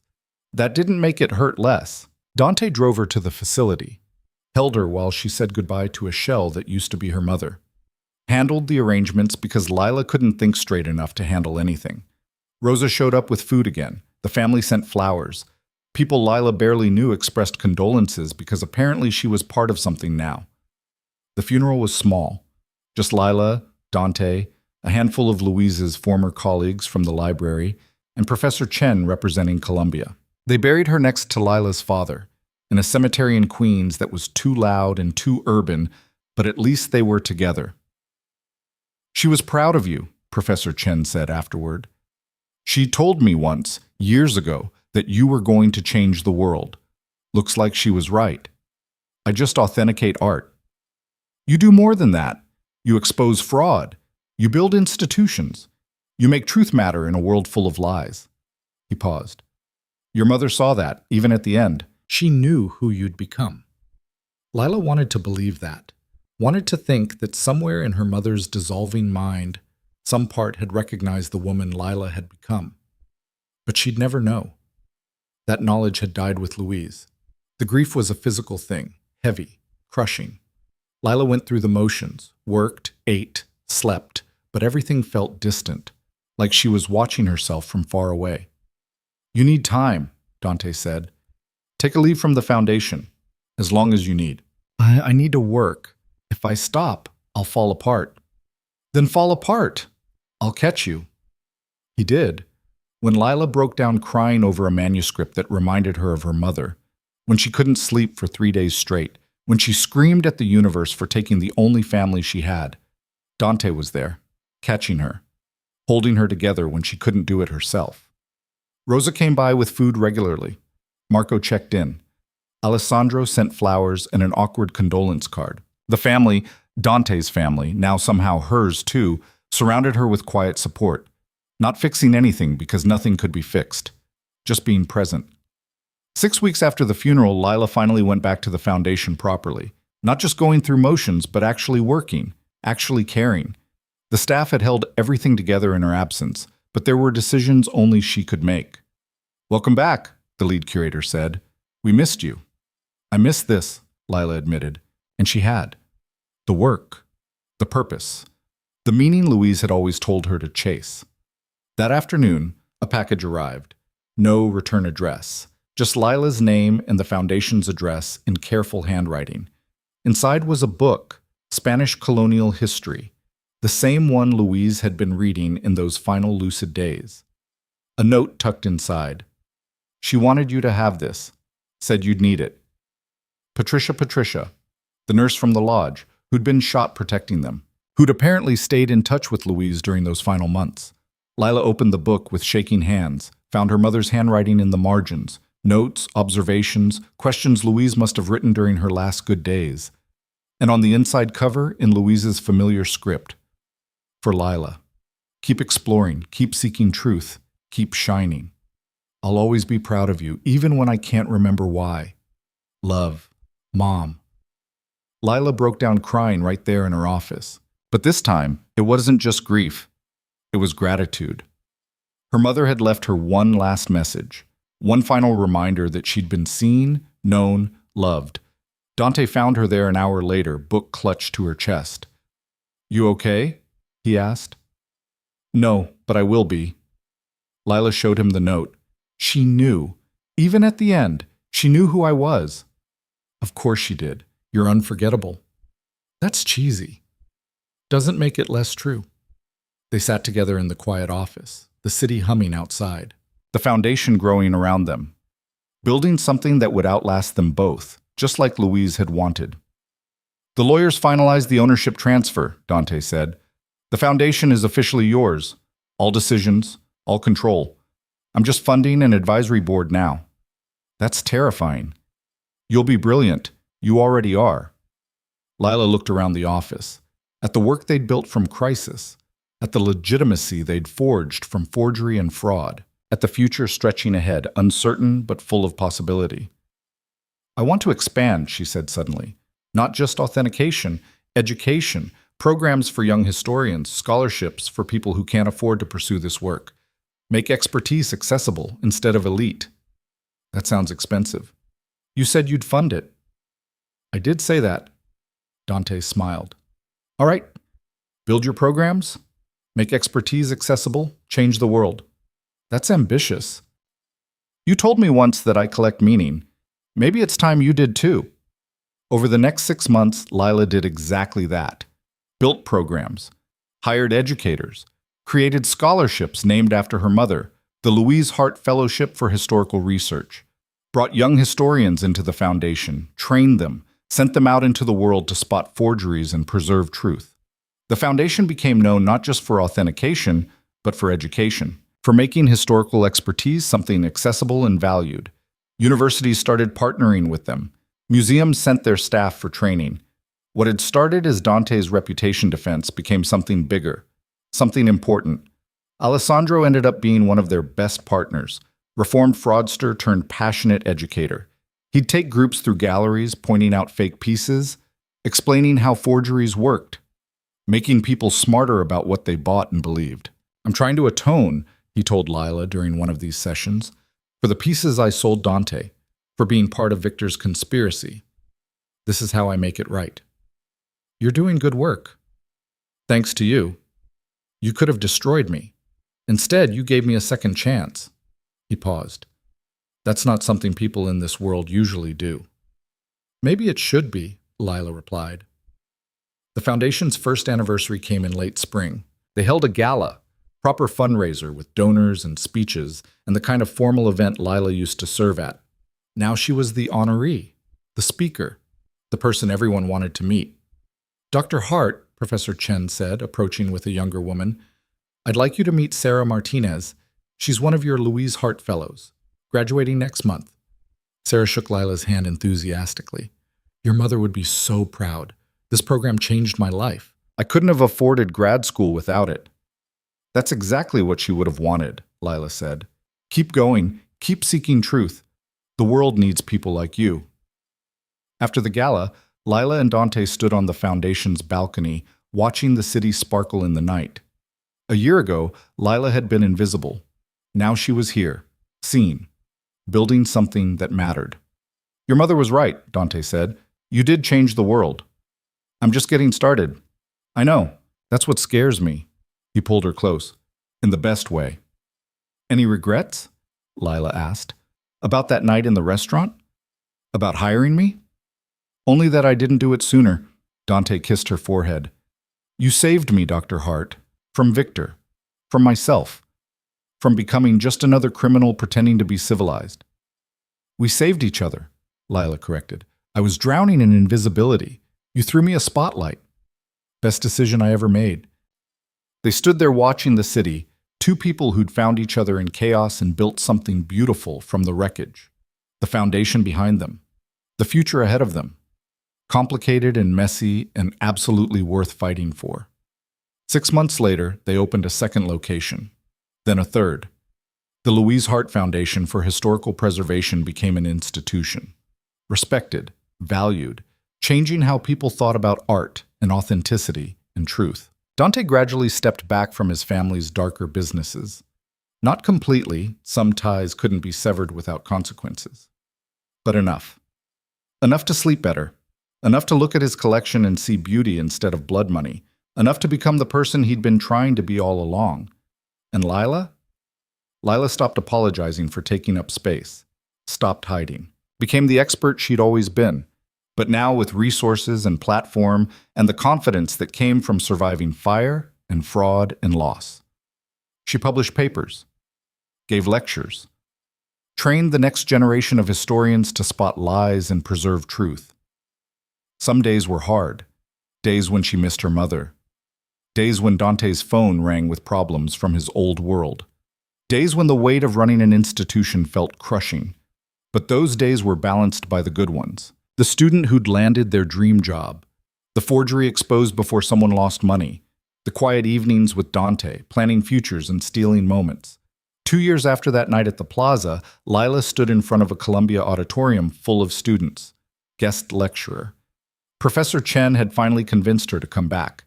Not permanently, the foundation was her focus, but for one lecture about forgery detection and the importance of expertise in an age of fraud. The students listened intently as she walked them through the Cortez manuscript, the anachronistic watermark, the paper masquerading as vellum, the tiny details that separated genuine from fake.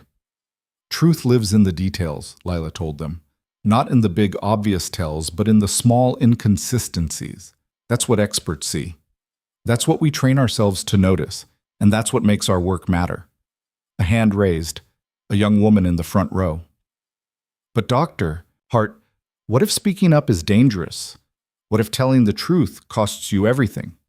Lila thought about that question. About the night she'd stepped forward in that restaurant. About everything that had followed, the threats, the violence, her mother's death, the rebuilding. About how speaking up had destroyed her invisible life and given her a visible one. Then you speak up anyway, she said. Because truth matters more than safety. Because staying silent makes you complicit. Because... She paused, remembering her mother's words. Because life's too short for maybe. You speak up, you face the consequences, and you build something better from the chaos. The students applauded. After, several approached with questions, with enthusiasm, with that hunger for knowledge Lila recognized from her own past. This was the future. These students. This passion. This commitment to truth. Dante was waiting outside the lecture hall, leaning against the wall with that slight smile he got when he was proud of her. "How'd it go?" he asked. "Good. Really good." Lila took his hand. "Thank you for seeing me, for believing I was worth the risk." "Always," Dante replied. "Always worth the risk." They walked across Columbia's campus, past buildings where Lila used to teach, past memories of who she'd been. But this time, she wasn't that person. She was someone new, someone built from choices and consequences and the courage to speak truth to power. That night, back at the apartment they now shared, Lila stood at the window looking out at the city. The same city she'd navigated invisible for 6 years, still full of people who didn't see each other, still full of lies masquerading as truth, still full of forgeries waiting to be exposed, but also full of light, full of people learning to look closer, full of students and scholars and reformed dealers working to preserve truth, full of possibility. Dante came to stand beside her. "What are you thinking?" "That I'm grateful for all of it, even the hard parts, even losing my mother, because it led here, to this work, to you, to a life that matters." "You think your mother would approve?" Lila thought about Louise, about the woman who'd worked in a library for 30 years, believing knowledge was sacred, about her final message. Keep exploring, keep seeking truth, keep shining. "Yeah," Lila said, "I think she'd approve. She'd done what her mother asked, stayed visible, built something meaningful, chose truth over fear again and again. The Louise Hart Foundation would outlive them all, training historians, exposing frauds, preserving the past for the future. Her mother's legacy and Lila's work intertwined forever. Some stories end with victory, some with loss. This one ended with both, tangled together like threads in a tapestry. Victor imprisoned, his conspiracy dismantled. Louise gone, but remembered. Dante transformed from alleged criminal to respected philanthropist. And Lila, invisible waitress turned foundation director, expert, educator, finally, completely, undeniably seen. The city sparkled below them, full of secrets and lies and truth waiting to be uncovered. And Lila Hart stood at the window, no longer invisible, no longer afraid, ready for whatever came next. Because she'd learned the most important lesson of all: speaking up might cost you everything. But staying silent cost you yourself. And that was a price too high to pay. She'd spoken up, she'd survived, she'd built something beautiful from the ashes. And she'd do it all again in a heartbeat.